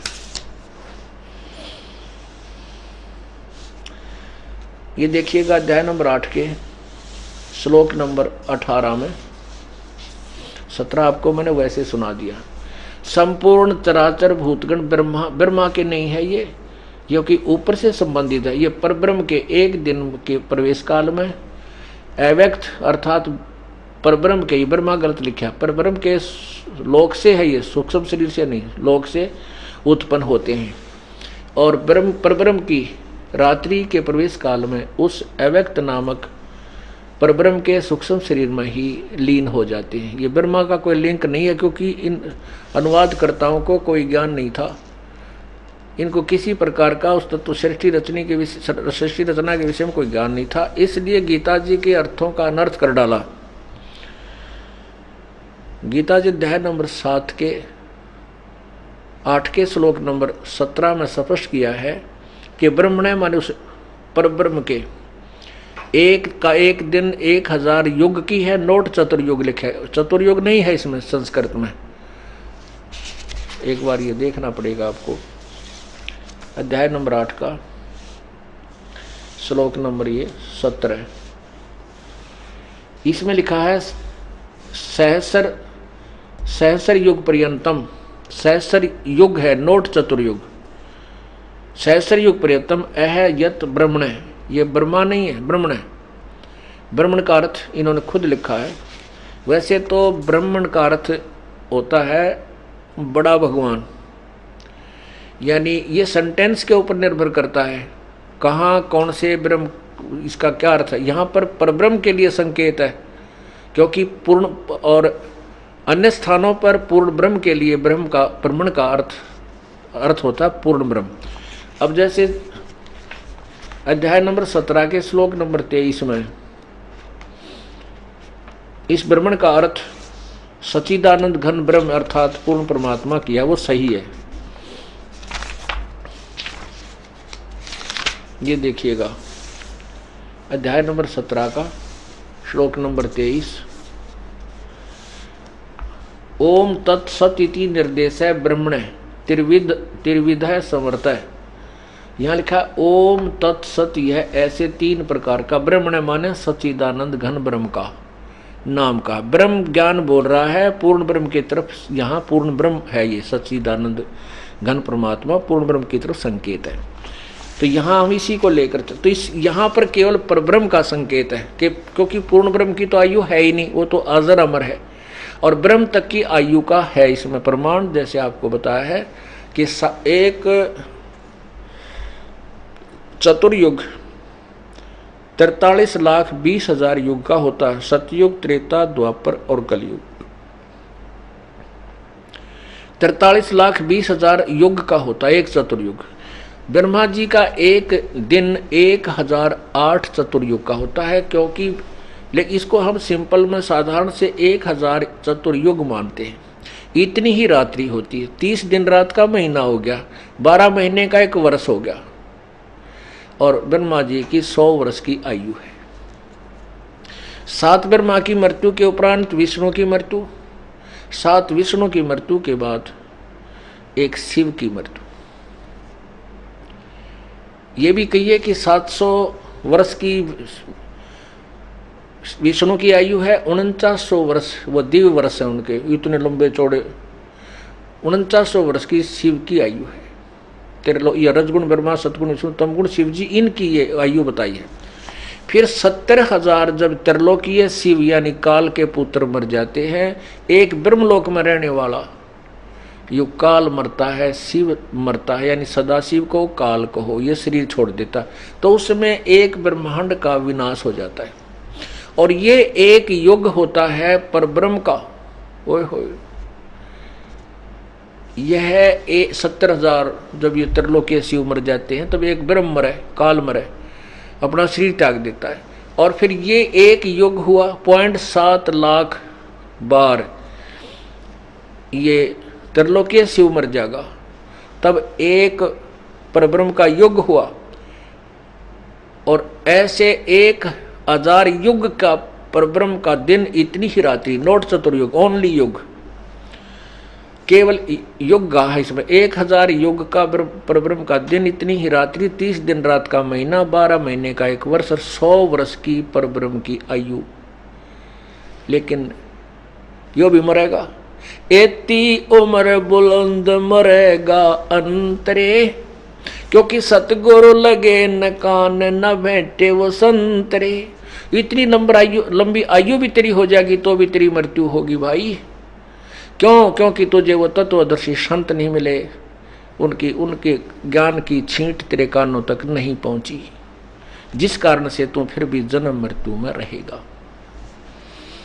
अब यहाँ गीता जी अध्याय नंबर 8 के श्लोक 17 में देखिए, आपने देखिए इसका ये बताओ। अब ये देखिएगा 18वें में कहा है, संपूर्ण चराचर भूतगण ब्रह्मा के दिन के प्रवेश काल में अव्यक्त से, अर्थात ब्रह्मा का नहीं है, संपूर्ण चराचर भूतगण इस ब्रह्म के परब्रह्म के एक दिन प्रवेश काल में अव्यक्त से, अव्यक्तात यानी उस अव्यक्त परब्रह्म बोलिए, यहाँ गलत लिखा है इन्होंने, परब्रह्म के लोक से उत्पन्न होते हैं, और परब्रह्म की रात्रि के प्रवेश काल में उसी अव्यक्त में समा जाते हैं, यानी परब्रह्म ही के लोक में चले जाते हैं, लीन हो जाते हैं। आगे देखना 19 में स्पष्ट किया है, हे पार्थ, वही यह समुदाय उत्पन्न होकर प्रकृति से वश हुआ, रात्रि के प्रवेश काल में लीन होता है, दिन के प्रवेश काल में उत्पन्न होता है। अब 20 में कमाल कर दिया, परंतु उस अव्यक्त यानी परब्रह्म से परे जो दूसरा अव्यक्त, अन्य जो दूसरा अव्यक्त है, सनातन अव्यक्त भाव है, वह परम दिव्य पुरुष सब प्राणियों के नष्ट होने पर भी कभी नष्ट नहीं होता। अब यहाँ क्योंकि बार बार हमने समझाना पड़ता है, गीता जी अध्याय नंबर 7 के गीता जी अध्याय नंबर 7 के श्लोक 24 और 25 में ये गीता ज्ञानदाता कहता कि मैं अव्यक्त हूँ और मैं अपनी योग माया से छुपा रहता हूँ। अव्यक्त माने जो वस्तु है कहीं पर हमारी रीत से बाहर है, हम उसको देख नहीं सकते, उसको अव्यक्त कहते हैं। जैसे रात्रि के समय सूर्य अव्यक्त है, लेकिन सूर्य विद्यमान है, वो खत्म नहीं है। जैसे बादल छा जाते हैं सूर्य के सामने, तो उस समय बादलों से छुपा हुआ है वो सूर्य, लेकिन वो स्पष्ट, वो साकार है, विद्यमान है, अव्यक्त है। तो यही कहा कि मैं अव्यक्त हूं, अपनी योग माया से छुपा रहता हूं। वहां तो प्रथम अव्यक्त हुआ ये ब्रह्म, अब दूसरा अव्यक्त ये परब्रह्म हुआ। लेकिन उस तीसरे में कहा कि उस अव्यक्त से भी परे जो अविनाशी अव्यक्त भाव है वो परमात्मा तो सबके प्राणियों के नष्ट होने पर भी कभी मृत्यु को प्राप्त नहीं होता। या शेरा वाली कूद है देखो, ओ तेरा गजब हो गया। ये बिरान माटी करवा रखी नकली संतों और गुरुओं ने, सारे भूत बना दिए। अरे कूदे आड़ा डांस करें आकर के, बहन बेटियां, बुरा हाल हो रहा है इनका। यहाँ पर जैसे आपने दिन के सत्संग में सुना था, सुबह के सत्संग में सुना कि युधिष्ठिर में भूत बढ़ने लग गए। वो प्रेत आत्माएं जो युद्ध में मारी गई थी वो युधिष्ठिर में, राजा में प्रवेश कर गई, उसकी बिरान माटी कर रही थी। और वो तीन ताप, वो भूत भी ना लिखने ना श्री कृष्ण के भोजन खानते हैं, उसके बताए भी दानते हैं, वो भी परमात्मा कबीर जी के उस सुदर्शन अर्थात स्वयं ही उन्होंने सुदर्शन रूप धारण करके वो तीन ताप, वो भूत भी काटे परमात्मा ने युधिष्ठिर के। अब सब जगह भ्रम भटक कर ये प्राणी इस परमात्मा के चरणों में आते और ये भूत रो पीट कर आप भाग जाते हैं कुछ दिनों में। परमात्मा के उद्धार अलग से होता है, ये फ्री में ट्रीटमेंट हम नहीं करते इसका। ये परमात्मा की वाणी में इतनी शक्ति है कि ये रह ना सकते, जैसे ऑल आउट के सामने माथा डटे ना सकते, आप पर भाग जाते।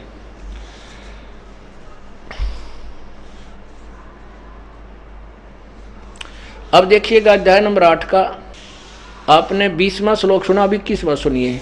20वां आपने सुना कि परंतु उस अव्यक्त से यानी परब्रह्म से भी परे जो दूसरा अव्यक्त विलक्षण जो सनातन अव्यक्त भाव है, सदा रहने वाला, वह है परम देव पुरुष यानी पूर्ण परमात्मा, तो सब प्राणियों के नष्ट होने पर भी नष्ट नहीं होता। भूत माने प्राणी। अब 21 में देखिएगा,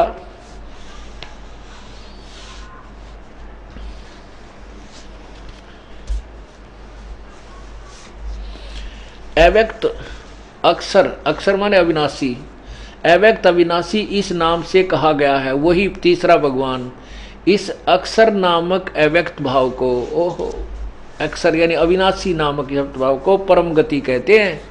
वहां चला जाता उसको परम गति कहते हैं।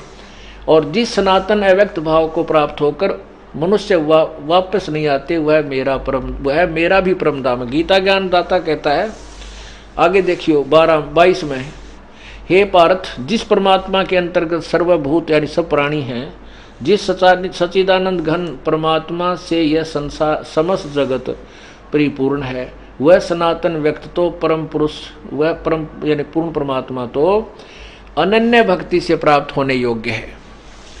अब इसे स्पष्ट हो गया। परमेश्वर समझा रहे हैं रामानंद स्वामी को, उस महर्षि के पर्दे खोल रहे हैं, अज्ञान को हटा रहे हैं। कह रहे हैं कि गीता अध्याय नंबर 8 के मंत्र 16 में कहा है कि ब्रह्मलोक तक भी सभी जन्म मृत्यु में आते हैं। और 8वें अध्याय के 18, 19, 18, 20, 21 और 22 में स्पष्ट किया है कि वो अविनाशी परमात्मा उस पूर्ण परमात्मा के लोक में जाने के बाद फिर लौटकर संसार में नहीं आते। अध्याय नंबर 15 के श्लोक नंबर 4 में स्पष्ट किया है कि जिस तत्वदर्शी संत की प्राप्ति के उपरांत उस परमात्मा के परम पद की खोज करनी चाहिए, जहां जाने के बाद ये साधक कभी लौटकर संसार में नहीं आते। और गीता ज्ञानदाता कह रहा कि मैं भी उसकी शरण में हूं। फिर देखिए, सुबह भी आपको दिखाया था और अब फिर देखिए, पुण्यात्माओं, ये अंधेरा हटाना है। ये तभी हटेगा कि इस बार बार ज्ञान को सुनने से इस परमात्मा के बच्चे लाखों की संख्या में प्रचारक बनेंगे, समझाएंगे अपने बहन भाइयों ने, रिश्तेदारों को, सबको जा के इनकी उंगलियां पर रट्या जाएगा। और जब ये अंधेरा नाश होगा ज्ञान का और पूरी पृथ्वी के ऊपर प्रभु का ज्ञान होगा, सभी प्राणी सुखी होंगे, यह माया की दौड़ मिट जाएगी, परमात्मा सुख देगा, आपकी बरकत देगा, हर एक चीज में लाभ देगा। ये एक दूसरे से लेना लूटना रिश्वत लेना ये नरक नहीं भोगेंगे हम, ये विष नहीं खाएंगे, क्योंकि ये हमें फिर आगे जाके दुख देता है। हम एक दूसरे को लूटकर धनी बनना चाहते हैं, कभी नहीं बन सकते, वो और कहीं से निकल जाएगा। धनी बनाओगा भगवान और परमात्मा की भक्ति और नाम, उसके निमित्त किया हुआ धर्म। लूटने से नहीं, लुटने से धनी बनता है, परमात्मा की शरण माने के बाद।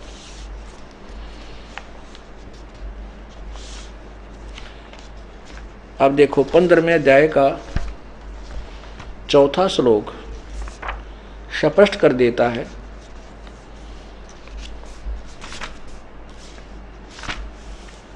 ये देखिएगा अध्याय नंबर 15 का ये 4था श्लोक है, या आगे इसका अनुवाद है, ये 4था श्लोक है।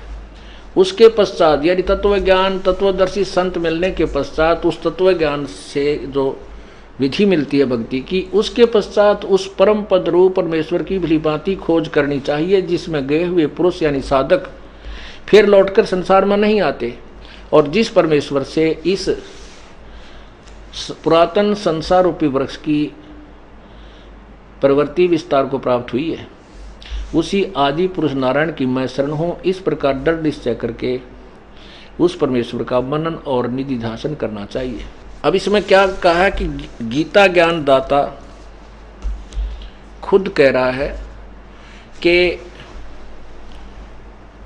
उस पूर्ण परमात्मा की भक्ति करनी चाहिए, उस तत्वदर्शी संत मिलने के बाद उस परमेश्वर के परम पद की खोज करनी चाहिए, जहाँ जाने के बाद फिर संसार में लौट कर नहीं आते, और जिस परमेश्वर ने सारे ब्रह्मांडों की रचना की है, और मैं भी उसी की शरण हूं, उस वही पूजा के योग्य है। अब रामानंद जी का जो ज्ञान था वो स्पष्ट अज्ञान सिद्ध हो रहा है, और परमेश्वर का जो ज्ञान है, और ज्ञान सब ज्ञानड़ी ये कबीर ज्ञान सो ज्ञान, जैसे गोला तोब का ये करता चले मैदान। अब रामानंद जी की आंखें, ज्ञान की आंखें खुल रही हैं, लेकिन वो पुराना ज्ञान रह रहकर आंट लगाता है। थोड़े से दिन तो पंजे गाड्डा है यो अज्ञान, लेकिन परमात्मा के सामने फिर ये दूर हो जाता है और सच्चाई स्वीकार कर लेती है पुण्यात्मा।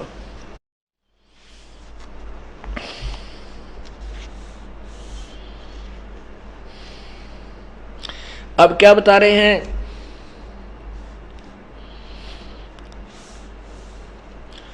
पौमी धरणी आकाश थंब ये चलसी चंद्र सूर्य, कह गरीबदास जी कह रहे हैं, कह कबीर इस तर रजबीरज की कहाँ रहेगी धूरे।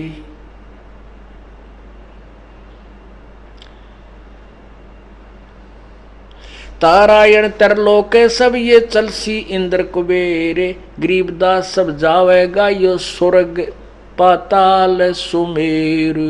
जिस सुमेरु पर्वत को तुम बहुत ही अच्छा स्थान मानते हो, देवताओं की नगरी मानते हो, कहते हो विनाश होगा। ये सब चलसी माने विनाश को प्राप्त होंगे, सब पुनर्वर्ती में है, चलते फिरते हैं, यानी नष्ट होते हैं और फिर बनते हैं।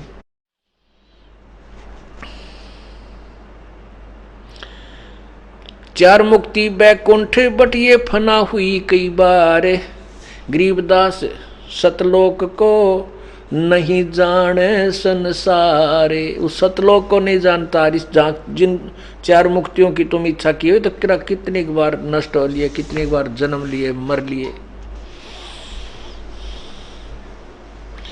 कहो स्वामी कहाँ रहोगे जब 14 भवन बिहंडे, गरीबदास बीजक कहा ये चले प्राण और पिंड।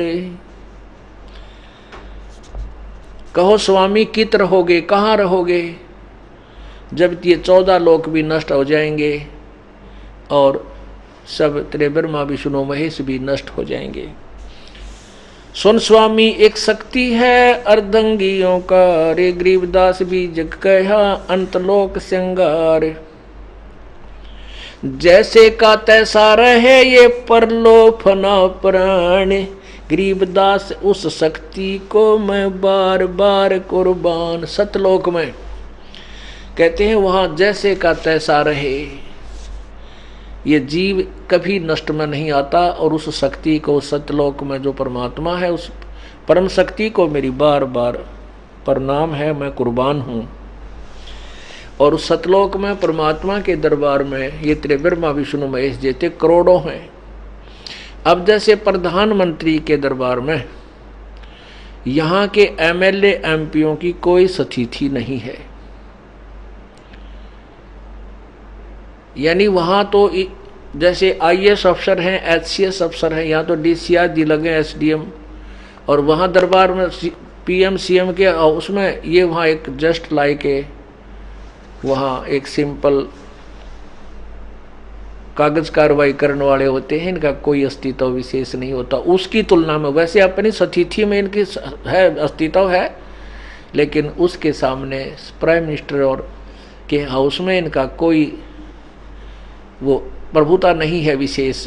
तो ऐसे ही कहते हैं कि कोट विष्णु जहां बसत है, कोट विष्णु जहां बसत हैं उस शक्ति के धाम, गरीबदास गुल बहुत हैं अल्प वस्तु निकाम। शिव शक्ति जा से हुआ अंत कोट अवतार, गरीबदास उस अल्प को लखे सो हो करतार।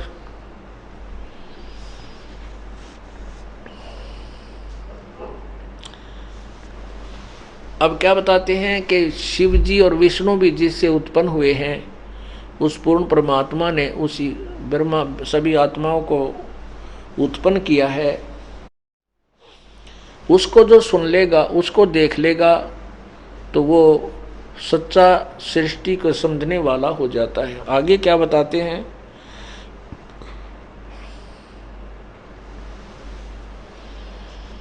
सतपुरुष हमरे रूप है तेज पुंज का कंत, गरीबदास गुल से परे चलना है बिन पंथ। बिन पंथ उस कंत के दाम चलन है मोरे, गरीबदास गति ना किसी शंख स्वर्ग पर डोरे। कबीर परमात्मा बता रहे हैं, शंख स्वर्ग पर हम बसे सुन स्वामी ये सैन। सैन माने संकेत, इशारा, कि उस शंख स्वर्गों से भी उत्तम जो स्थान है वहां पर हम रहते हैं, ये संकेत सुन ले मेरा। गरीबदास हम सतपुरुष हैं यो गुल फोकट फैने। परमात्मा कहते हैं कि दृष्टि पड़े सो फना है, धर अंबर कैलाश ये कृत्रिम बाजी झूठ है, तुम सुरत समो वो श्वास।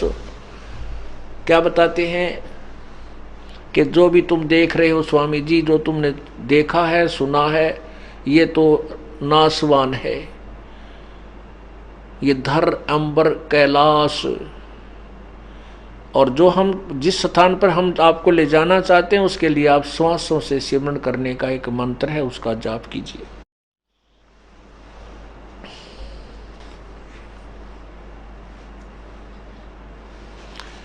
अब रामानंद जी ने सोचा भाई बालक के तो कमाल है, ये तो कति सारा है तो चाड़ा पाड़ दिया, इसने सारी बात समझा दी। मैं 7 जन्म नहीं समझ सकता जिसने 2 मिनट में सारी गीता वेद समझा दिए, और कोई अग्रम मग्रम करने की जगह छोड़ी नहीं। फिर उसने क्या कहा लास्ट में, क्या कहा कि बच्चा आपने जो कहा इसको मैं बहुत कुछ समझ गया, लेकिन अब किसकी बात पे विश्वास करूं मैं। अब तक तो ये सुनते आए, एक नहीं 200 ने, लाखों ने, करोड़ों ऋषियों ने यही ज्ञान सुनाया जो मैं घोट रहा था, जो मैंने घोट रखा था दुनिया को समझाऊं था। अब आपने जो ज्ञान बताया है ये मेरी समझ में पल्ले पड़ता ना। जबकि आप आंखों बता दिखा रहे हो, वेद और गीता भी मैं देख रहा हूँ, मुझे कंठस्थ याद है, आप श्लोक बता रहे हो, मेरी बुद्धि वही कंप्यूटर की तरह पहुंच जाती है और जो का त्यों लिखा है जो आप बताते हो। तो क्या बताते हैं? कहने लगे बच्चा, मैं तो बहुत साधना किए हुए हूँ, बाल ब्रह्मचारी हूँ, बचपन से ही मैंने योग साधना और समाधि लाने का अभ्यास किया हुआ है और मैं बहुत ऊपर तक पहुंच जाता हूं। अब परमात्मा ने सोचा जब तक इस योगी का यो भ्रम नहीं मिटेगा, यो जहां डले ढो रहा है वहां से क्या मिलेगा इस योग साधना से, तब तक इसकी बुद्धि उल्टी अटैक हो जाए। तो परमात्मा बोले कि ठीक है बच्चा, स्वामी जी आप अपनी समाधि लगाओ और चलो, कहाँ तक चलते हो। अब रामानंद जी का तो प्रतिदिन का अभ्यास था, आसन पद्म लगा कर बैठ गए नू का नू और अंदर पहुंच गए त्रिवेणी के ऊपर। आगे जाके 3 रास्ते हैं, आगे जाके 3 रास्ते हो जाते हैं और पुण्यात्माओं जंगल के अंदर इंसान जा रहा हो और आगे जाके 3 रास्ते हो जाए तो असमंजस में पड़ जाता किधर को जाऊं। अब त्रिवेणी से आगे इसकी पहुंच नहीं थी रामानंद जी की। त्रिवेणी पे यानी ऊपर जाके पहुंच जाता है, 3 दिशा बन जाती है, 3 रास्ते हो जाते हैं। परमात्मा ने कहा त्रिवेणी पाकर डट गए। कहते हैं योग युक्त प्राणायाम कर जीता सकल शरीर, और त्रिवेणी के घाट में वो अटक रहे बलबीर, यानी वो विद्वान पुरुष रामानंद जी त्रिवेणी के ऊपर जाकर अड़ गए। आगे वे रहना किधर जाना, क्योंकि काल ने इनको अंदर खेलने के लिए थोड़ा सा रास्ता दे दिया, अक्का ब्लॉक कर दिया।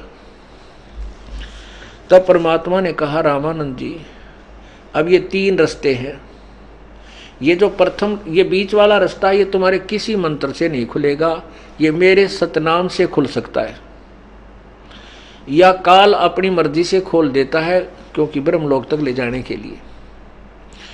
और ये जो रास्ता इधर जाता है ये 88,000 खेड़ों को जाता है, और ये जो रास्ता जाता है ये तेरे ब्रह्मा विष्णु महेश के लोकों को जाएगा। अब आपने जो साधना कर रखी है वो इधर लेफ्ट साइड में जाने वाले रास्ते की कर रखी है। जब आपका शरीर पूरा हो जाएगा ये काल आपको इस रास्ते से यानी लेफ्ट वाले रास्ते से आपकी आत्मा जाएगी। लिखा ना 8वें अध्याय के 13वें श्लोक में कि जो अंतिम श्वास तक मेरे ओम नाम का जाप करता है यानी मेरी साधना करता है शरीर त्यागने तक, तो उससे वो मेरे वाली गति को प्राप्त होता है। तो आपने विष्णु जी की साधना की हुई है और विष्णु आप ओम नमः शिवाय ओम विष्णु भागवते वासुदेव नमः आदि के जाप करते हो, तो इससे आप विष्णु को इष्ट मान रखा है। ओम नाम का जो जाप आप करते हो उसकी कमाई भी आपको विष्णु लोक में ही मिलेगी, क्योंकि आपने इष्ट विष्णु मान रखे हैं।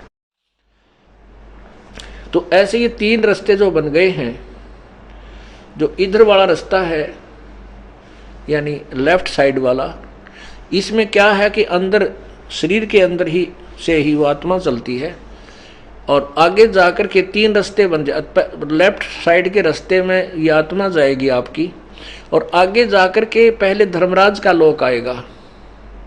धर्मराज के लोक में आपका हिसाब किताब होगा, आप जाओगे विष्णु जी के लोक में, क्योंकि जो जहाँ के योग्य होता है नरक में जाना नरक में, स्वर्ग में जाना स्वर्ग में, जिस इष्ट के पास जाना वहीं से फैसला होता है। तो वहाँ से आगे भेज दिया जाता है, वहाँ से आप ऑटोमेटिक आपका वो रास्ता खुल जाएगा जिसमें आपने जाना है और फिर बंद हो जाएगा। आप जाओगे विष्णु के लोक में और वहाँ अपनी पुण्य कमाई को खत्म करके फिर जाओगे कहाँ, आप बता दो, नरक में, क्योंकि आपके सिद्धांत अनुसार दोनों कर्म भोगने पड़ते, पुण्य और पाप। अब रामानंद जी का पसीने आ गए, क्योंकि अंदर जब जा रहा था तब रामानंद जी की आत्मा को परमात्मा अपने मंत्र से सतनाम से जाप करके वो तीसरा बीच वाला जो ब्रह्मरंध्र है वो खोला।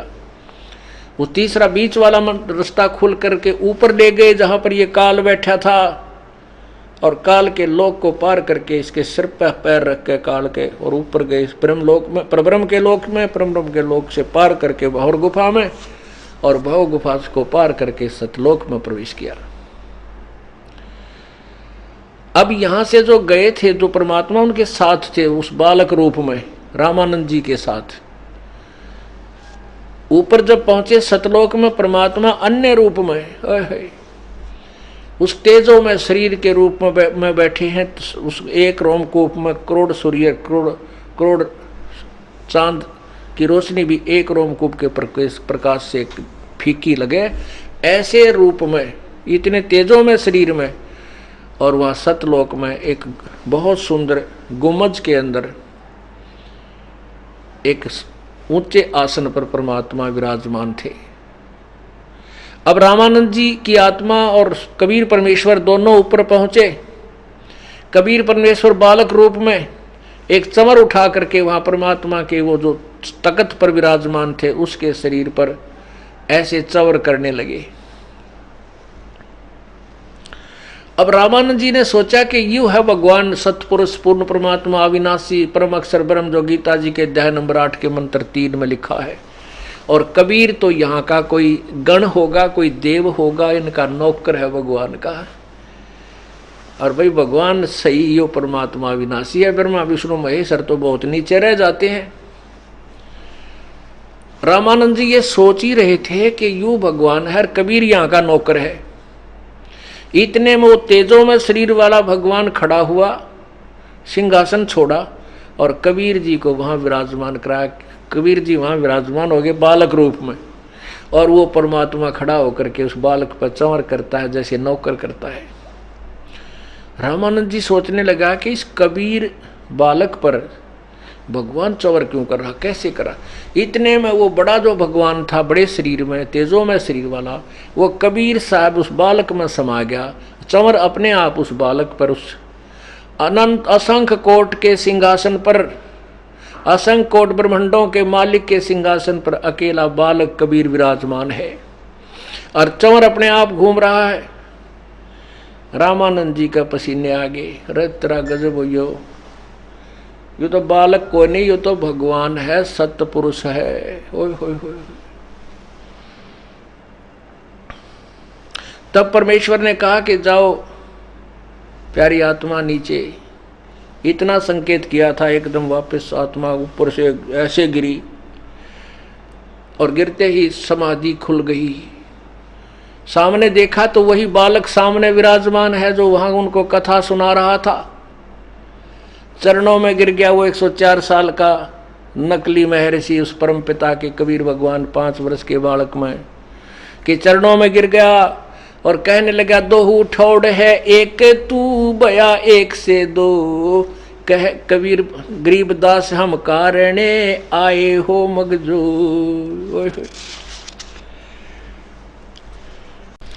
बोलत रामानंद जी सुनो कबीर करता रे, गरीबदास सब रूप में तुम ही बोलनहार। अर्थात तेरी शक्ति से ही सब बोल रहे हैं, तेरी शक्ति के बिना तक कोई एक श्वास भी नहीं ले सकता। तुम साहेब तुम संत हो, तुम सतगुरु तुम हमसे, गरीबदास तेरे रूप बिना और न दूजा अंशे। अब रामानंद जी कहने लगे, आप ही सच्चे भगवान हो, साहेब हो, आप ही पूर्ण संत हो, आप ही सच्चे सेवक के रूप में आप ही खड़े हो। तुम साहेब तुम संत हो, तुम सतगुरु तुम हमसे, गरीबदास तेरे तुम रूप बिना और न दूजा अंशे। कोटि कोटि सजदा करे और कोटि कोटि प्रणाम, गरीबदास अनहद अधर हम पर से तुम धाम। सुन बेसुन से तुम स्वामी में बाल बुद्धि, भरम कर्म किए नासी, गरीबदास निज ब्रह्म तुम मेरा हो गया दृढ़ विश्वासी। कि वो निज ब्रह्म वो तत्व ब्रह्म तू ही है भगवान, अब मेरा पेटा भर गया, मुझे दृढ़ विश्वास हो गया तेरे बिना और कोई भगवान है नहीं।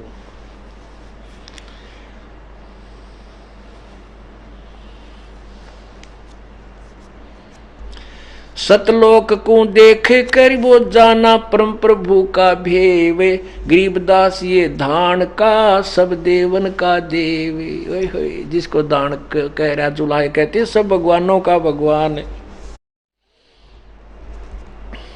तावा चित चक्रित भया वो देखा फजल दरबारे, गरीबदास सिजदा किए हम पाए दीदारे।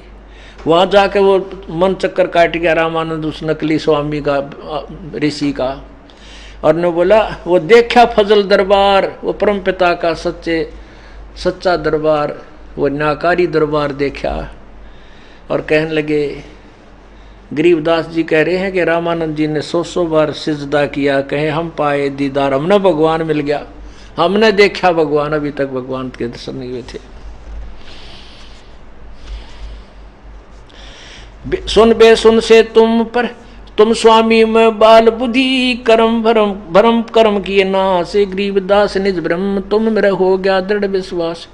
क्या कहते हैं, तुम स्वामी, ओए स्वामी माने मालिक, कि तू स्वामी। कबीर परमात्मा को 104 साल के वह विद्वान ब्राह्मण कह रहे, और मैं बाल बुद्धि, मेरा ज्ञान तो बालकों वाला था, जिसको मैं सुप्रीम ज्ञान मान रहा था। मैं तो बालक की सी बुद्धि वाला व्यक्ति हूँ परमात्मा, तेरे ज्ञान का आगे मेरा कोई अस्तित्व नहीं है। तुम स्वामी मैं बाल बुद्धि, भरम कर्म किए नासे, गरीबदास निज ब्रह्म तुम मेरा हो गया दृढ़ विश्वास। होय कि तू पूर्ण परमात्मा है, मेरा पक्का विश्वास हो गया।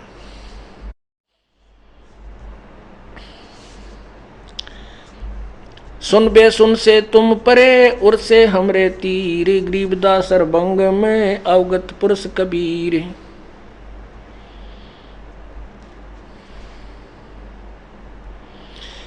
मैं भगता मुक्ता भया, कहा तो स्वामी मैं ऋषि पाक रहे थे। और इसको कहते हैं पुण्यात्मा, कहते हैं बखत पड़े चूके नहीं कोठे गिरे ज्ञान, अपने ज्ञान ना आग लगा दे। जो नकली ज्ञान ग्रहण कर रखा था, समझदार वही होता है, और तुरंत अपने सच्चे ज्ञान को ग्रहण करके अपना कल्याण करवा के पीछा छुटवा जा। या 2 दिन की प्रभुता है नकली गुरुजियों की, आगे नरक में ठोके जाएंगे। क्या कहते हैं, मैं आपका भक्त, 104 साल का वृद्ध और ब्राह्मण और ऋषि, मैं ऋषि को आवा था ने बोला मैं तो आपका भक्त मुक्त हो गया, मेरा तो सारा ही कर्म कुंद आपने सारी बीमारी खत्म कर दिया, अज्ञान अंधेरा हटा दिया। गरीबदास से अवगत मिल गए, अब मिट गई मन की बांसे। मन जो यही उड़द पुड़द हो रहा था, विष्णु के लोक में जाऊंगा, नो करूंगा, वहाँ इसे देवता बनकर रहते हैं, वहाँ ये ठाठ रहते, कहते सारे हिरडंगा हट गया। तो अब ये चाह तो कति खत्म होगी, भगवान ईश्वर को परोक्तियां बनानी चाहिए।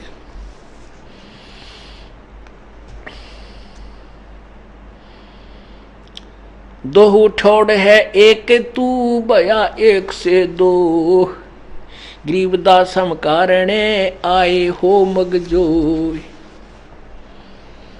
बोलत रामानंद जी सुनो कबीर सुभान, गरीबदास हम मुक्ता भये मारे उधरे पिंड और प्राण। हमारा तो जीव उद्धार हो गया मालिक।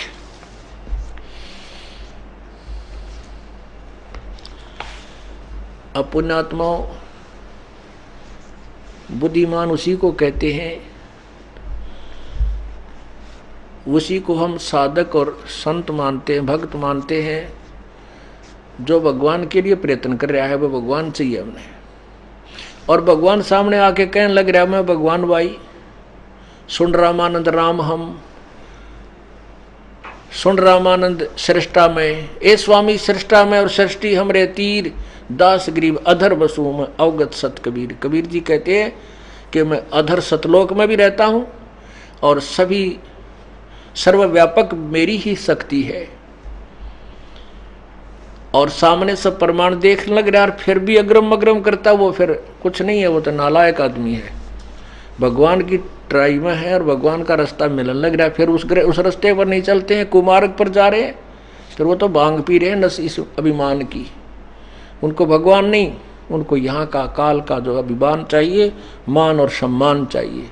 ये मान सम्मान तो कुछ दिनों का है, फिर असंख्य जन्मों का पहाड़ टूट जाएगा। कभी गधे बनेंगे, कभी कुत्ते बनेंगे, कभी सुअर बनेंगे। अब स्वामी जी ने, रामानंद जी महापुरुष ने परमात्मा को दो रूप में देखा। सतलोक में भी है वो, अन्य रूप धारण करके यहाँ पर भी आता है। ओहो। अब गीत यजुर्वेद अध्याय नंबर 5 के मंत्र नंबर 1 में 2 बार लिखा है, परमात्मा की 2 सतिथि बताई है। अग्नि तनुरसी, परमात्मा सशरीर है, परमेश्वर।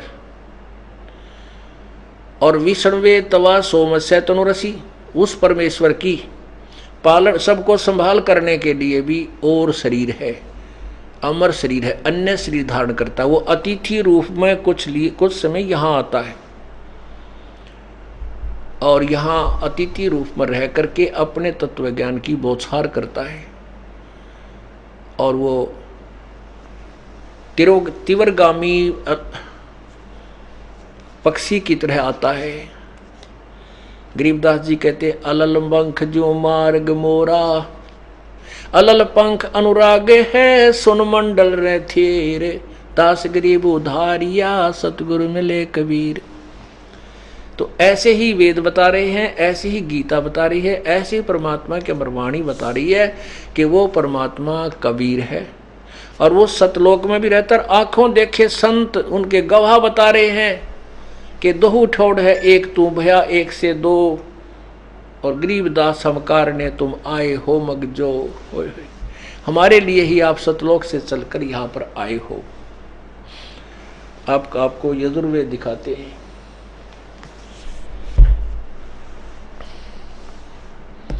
ये देखिएगा यजुर्वेद, ये महर्षि दानव सरस्वती के द्वारा अनुवादित है।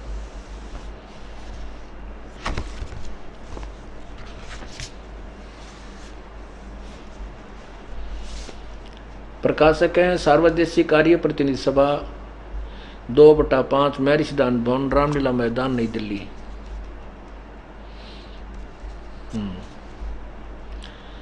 अब इसके 5वें अध्याय का प्रथम मंत्र आपको दिखाते हैं।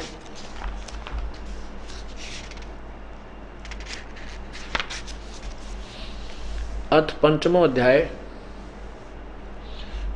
अध्याय आरंभ। ये प्रथम मंत्र है। इसमें लिखा अग्नि तनुरसी। अग्नि माने परमेश्वर, तनु माने सशरीर, असी माने है। विष्णुवे तवा सोमस्य तनुरसी। तवा माने उस, सोमस्य माने अमर पुरुष का, विष्णुवे माने सबकी संभाल करने के लिए, तनु माने शरीर, असी माने है। विष्णुवे तवा सोमस्य विष्णुवे तवा अतिथे राति अथित्य मसी। विष्णुवे तवा सेनाय, सेनाय माने अलल पंख की तरह, यानी तीव्रगामी पक्षी की तरह। तवा सोम भरते विष्णुवे तवा अग्ने तवा राय पोष दे विष्णुवे तवा। इसका अर्थ ये बनता है कि वो परमात्मा 2 रूप में है। अग्नि तनुरसी, परमात्मा सहशरीर, और विष्णुवे तवा सोमस्य तनुरसी। विष्णुवे माने सबके पालन पोषण के लिए, सबकी संभाल के लिए, सर्वव्यापकता के लिए भी। तवा माने उस, सोमस्य माने अमर पुरुष का, तनुर माने शरीर, असी माने है।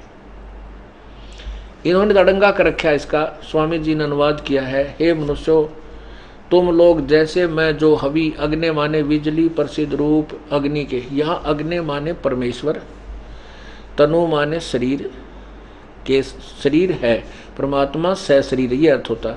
उसके विष्णु माने संग यज्ञ की सिद्धि के लिए स्वीकार करता हूँ। बट कोई अर्थ हुआ इसका। विष्णुवे असोम से जगत में उत्पन्न हुए पदार्थ समारोह, तनु माने विस्तार पुरुष आगे, उसको वायु शुद्धि के लिए उपयोग करता हूँ। अतिथि सन्यासी और आदि का अतिथम अतिथिपन व उसकी सेवा रूप कर्म असी माने है। उसको विष्णु वे विज्ञान की प्राप्ति के लिए, बता सेन पक्षी के समान शीघ्र जाने के लिए यो सेन आए, ये अलल पंख का हमारा विवरण है इसमें। तो कहने का भाव यह कि स्वामी जी ने तड़ंगा करने का ठेका ले रखा था, इनका गुड़ गोबर कर गया, और हम इनको एक संस्कृत का भाषा के जानने के कारण इनको महर्षि की पदवी दे दी है, और ये जाने को नहीं थे कह खे भी। सेनाएं माने वो अलल पंख परमात्मा, तो कभी बताएंगे आपको अलल पक्षी किसे कहते हैं, उसकी कैसे वो आना होता है, कैसे वो जाता है। इसमें है कि जो परमात्मा अतिथि माने कभी भी आ जाओ, जिसके आने की किसी को ज्ञान ना हो। रामकृष्ण के बारे में तो पहले बता दिया जाता है, अब 10वां अवतार आवेगा और वो कलयुग में आवेगा, उसका पूर्व निर्धारित है कि संभल नगरी में विष्णुदत्त शर्मा के घर उसका जन्म होगा, और फिर वो कौन होगा, वो राजा हरिश्चंद्र की आत्मा होगी, और वही आकर के एक लंबी तलवार होगी उसके हाथ में, और उस समय कृतघ्नी लोगों को ऐसे काटेगा जैसे परशुराम ने अक्षत्रिय काट दिए थे। और फिर वो राजा हरिश्चंद्र इतना दोषी पाप का भागी हो जाएगा, उसको नरक में ठोका जाएगा। ये इस काल का जाल है। जैसे परशुराम जी अपने पुण्यकर्मी प्राणी थे, स्वर्ग में चले गए विष्णु जी के पास, विष्णु जी का फिर अवतार बना के भेज दिया, यहाँ का प्रतिनिधि तो देकर भेज दिया, उसने अक्षत्रियों को काट डाला, बुरी तरह खत्म कर दिए। अब उसके वो बैड अकाउंट में लिख दिए परशुराम जी के, उस बुरे खाते में लिखे गए वो पाप, और जब तक उसके पुण्य चलेंगे इतना वो स्वर्ग में रहेगा। जब पापों का नंबर आएगा अभी परशुराम जी नरक में ठोक दिया जाएगा, क्योंकि यहाँ पर दोनों भोग भोगने पड़ते हैं जब तक पूर्ण संत नहीं मिलता, पूर्ण परमात्मा में भक्ति नहीं मिलती। ऐसे राजा हरिश्चंद्र जी को डाल दिया जाएगा। तो कबीर परमात्मा के आने के बारे में ना किसी ने पता चला है, ना विष्णु जाना, ना शिव जी, ना ब्रह्मा, और ना इस काल को पता चलता। अतिथि का अर्थ होता है जो जिसके आने की कोई तिथि निर्धारित ना हो, कभी भी आ खड़ा हो, और वो परमात्मा कुछ समय के लिए रहता है, उस समय अपने ज्ञान को प्रचार करता है, और वो इतनी शीघ्रता से आ जाता है और शीघ्रता से चला जाता है। जग सारा रोगिया रे, जिन सतगुरु वैद न जाण्या, जग सारा रोगिया रे, जिन सतगुरु वैद न जाण्या। जग भाई जन्म मरण का रोग लग्या है, या तृष्णा बडेरी खांसी। जन्म मरण का तृष्णा बडेरी खांसी, आवागमन की डोर गले में पड़ी काल की फांसी। जग सारा रोगिया रे, जिन सतगुरु वैद न जाण्या। जग सारा रोगिया रे, जिन सतगुरु वैद न जाण्या। भाई साचा सतगुरु कोई न पूजे, इन झूठों जगपति आवे। साचा सतगुरु कोई न पूजे, इन झूठों जगपति वावे। अंधे की बागही अंधे न ये मार्ग कौन बतावे। जग सारा रोगिया रे, जिन सतगुरु वैद न जाण्या। जग सारा रोगिया रे, जग सारा रोगिया रे, जिन सतगुरु वैद न जाण्या। जग सारा रोगिया रे। भाई देखा देखी गुरु शिष्य बन गे, किया ना तत्व विचारा। देखा देखी गुरु शिष्य बन गे, किया ना तत्व विचारा। गुरु शिष्य दोनों के सिर पे काल ठोके पंजारा। जग सारा रोगिया रे, जिन सतगुरु वैद न जाण्या। जग सारा रोगियो रे जिन सतगुरु वैद न जाण्या। भाई देखा देखी गुरु शिष्य बन गे किया ना तत्व विचारा। देखा देखी गुरु शिष्य बन गे किया ना तत्व विचारा। गुरु शिष्य दोनों के सिर पे काल ठोके पंजारा। जग सारा रोगियो रे जिन सतगुरु वैद न जाण्या। जग सारा रोगिया रे। भाई सार शब्द सर जीवन बूटी गैस गैस अंग लगावे। सार शब्द सर जीवन बूटी गैस गैस अंग लगावे। कह कबीर तुम सत कर मानो ये जन्म मरण मिट जावे। जग सारा रोगिया रे जिन सतगुरु वैद न जाण्या। जग सारा रोगिया रे। जग सारा रोगिया रे जिन सतगुरु वैद न जाण्या। जग सारा रोगिया रे। भाई सार शब्द सर जीवन बूटी गस गस अंग लगावे। सार शब्द सर जीवन बूटी गस गस अंग लगावे। कह कबीर तुम सत कर मानो ये जन्म मरण मिट जावे। जग सारा रोगिया रे जिन सतगुरु वैद न जाण्या। रोगिया रे जग सारा रो जिन सतगुरु वैद न जाण्या। जग सारा रोगिया रे। परमात्मा कहते हैं जन्म मरण का रोग लगाया तृष्णा बढ़ी खासी। और आने जाने की आवागमन की डोर गले में पड़ी काल की फांसी। जग सारा रोगिया रे।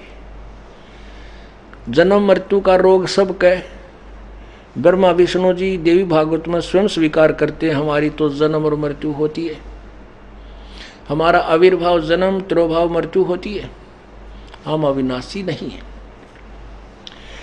और पवित्र गीता जी बता रही है अध्याय नंबर 15 के 16 और 17 श्लोक में तीन भगवान क्षर पुरुष और अक्षर पुरुष इन दोनों भगवान नाशवान हैं।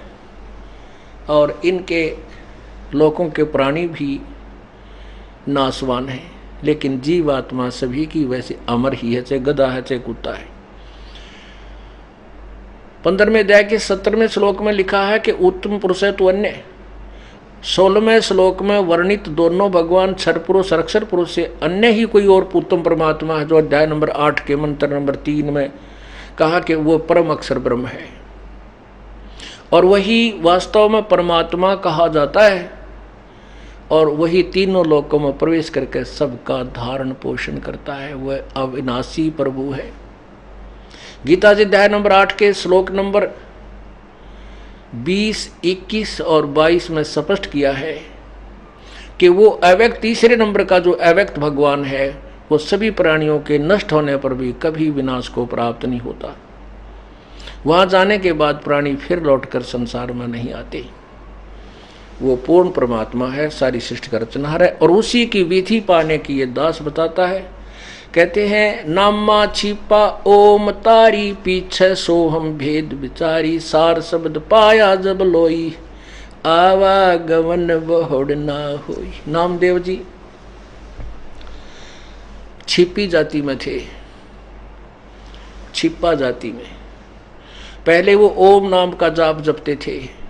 परमात्मा आकर उनको मिले, उनको सब फिर तत्व ज्ञान से परिचित कराया तो पीछे उनको सोहम शब्द का भेद पता लगा। क्या बताते हैं कि नामदेव जी पहले ओम की लौलारे थे। नामा छिपा ओम तारी पीछे सोहम भेद विचारी। जो परमात्मा संत रूप में मिले उनको अचानक। और फिर कहते हैं सार शब्द पाया जद लोई आवागमन फेर ना होई। कबीर परमात्मा कहते हैं, सो हम शब्द हम जग में लाए, सार शब्द हम गुप्त छिपाए। किसी भी सदग्रंथ में इस परमात्मा के वाणी के अतिरिक्त कहीं भी आपको सोहम शब्द नहीं मिलेगा।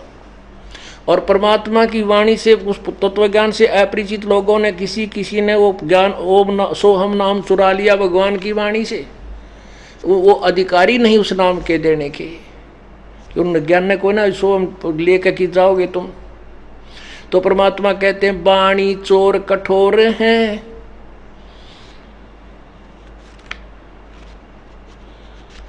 परमात्मा कहते हैं कि भेखों के लश्कर फेरे, ये बाणी चोर कठोरे, सतगुर धाम न पहुंचेंगे ये 84 के डोर। ये डांगर हैं 84 लाख योनियों में घूमने वाले। इन भेखों के नारे नारे डिपार्टमेंट बना रखे, हम फलाने पंथ से, हम फलाने पंथ से। पंथ माने भेख। इन पंथों के कहते हैं लश्कर माने टोड़ के टोड़ बने फिरे हैं। बेखों के लश्कर फेरे, ये बाणी चोर कठोरे। कठोर यानी माड़ी, कोई कह दे तो लड़न मरने तैयार हो जा। और सतगुर धाम सतलोक में न जाएंगे ये 84 के ढोरे। ओए होए, परमात्मा की वाणी को चुरा कर नकली सांग जोड़े बैठे हैं। कोई 5 नाम देता है, कोई कुछ देते हैं, सारे नकली सांग हैं, कति झूठे। और इनको कति, इनके कोई रास्ता नहीं इनके पास, ये दुनिया को गुमराह किए हुए। परमात्मा कहते हैं, सो हम शब्द हम जग में लाए, सार शब्द हम गुप्त छुपाए। हमने वो सार नाम अभी गुप्त छुपा रखे है। एकाध हंस को दिया है, उनको प्रतिज्ञा दिला दी थी कि अभी नहीं बताओगे, नहीं तो नकली संत पंथ हमारे नामों का आगे प्रदान करते पाएंगे तो तत्व ज्ञान को उलझ पुलझ कर देंगे। अब सभी संतों के, सभी ऋषियों के हमारे पास वो वे ऑफ वर्शिप रखे हैं, उनकी लिखी हुई बुक। और वो 100 वर्षों से चले आ रहे हैं।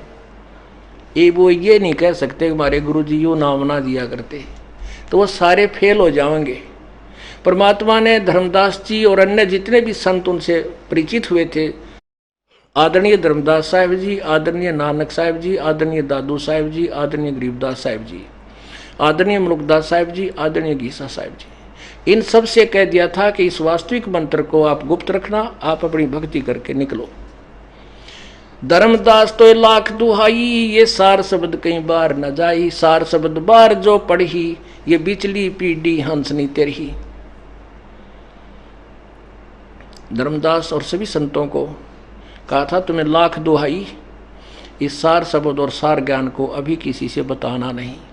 यदि अब बता दोगे, यानी 600 साल पहले हमारी प्राथमिक पीढ़ी थी, वो सारी अनपढ़ थी, केवल एक वर्ग संस्कृत जानता था और उसको कह कह का बेरा नहीं था। तो उस समय परमात्मा आए थे और इसीलिए हम यहाँ रह गए, क्योंकि हम सदग्रंथों से परिचित नहीं थे। परमात्मा यही ज्ञान बताया करते थे। कबीर भगवान जो दास बता रहा उन्हीं का दिया हुआ। उस समय के उन नकली संतों ऋषियों ने उस परमात्मा के ज्ञान को ऊपर नहीं आने दिया। और हमारे जो पूर्वज थे वो अनपढ़ थे, वो ये मानते थे कबीर अशिक्षित है और पंडित जी संस्कृत जानते हैं और सभी सदग्रंथ वेद और गीता पुराण संस्कृत में है। तो कबीर जी का ज्ञान झूठा हो सकता है, ऋषि जो ब्राह्मण बता रहा है ये सही होगा, क्योंकि ये संस्कृत जानता है। और संस्कृत के जानने वाले ने क्या है का मुँह पूछड़ का ज्ञान नहीं था।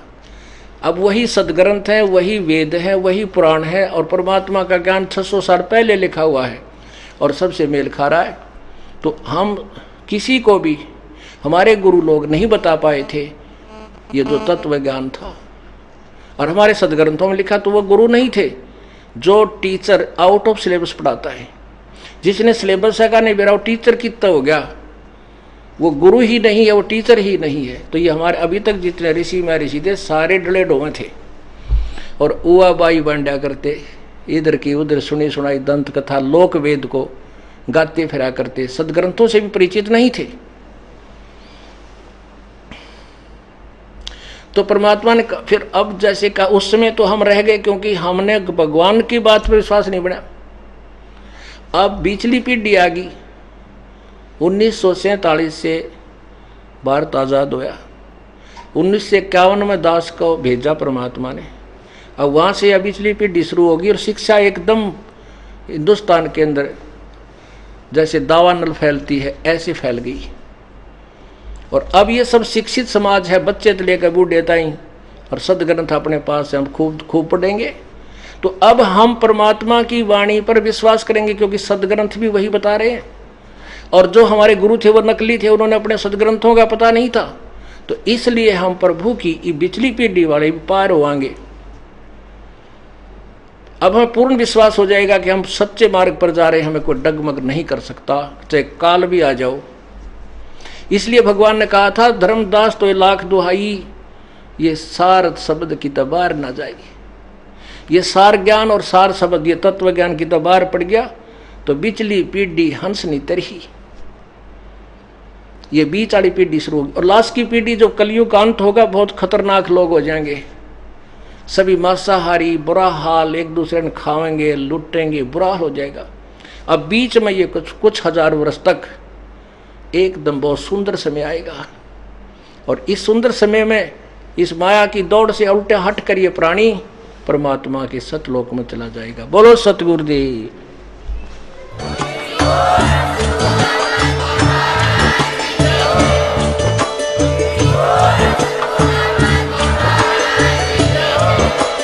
आप सुन रहे थे जगत गुरु तत्वदर्शी संत रामपाल जी महाराज जी के मंगल प्रवचन। अधिक जानकारी के लिए विजिट कीजिए हमारी वेबसाइट www.jagatgururampalji.org। संत रामपाल जी महाराज जी के शुभ आशीर्वाद से पूरे विश्व भर में 500 से भी ज्यादा नाम दीक्षा केंद्र हैं, जिन पर संत रामपाल जी महाराज जी द्वारा ऑनलाइन निशुल्क नाम दीक्षा दी जा रही है। अपने नजदीकी नाम दीक्षा केंद्र का पता करने के लिए संपर्क करें 8222880541।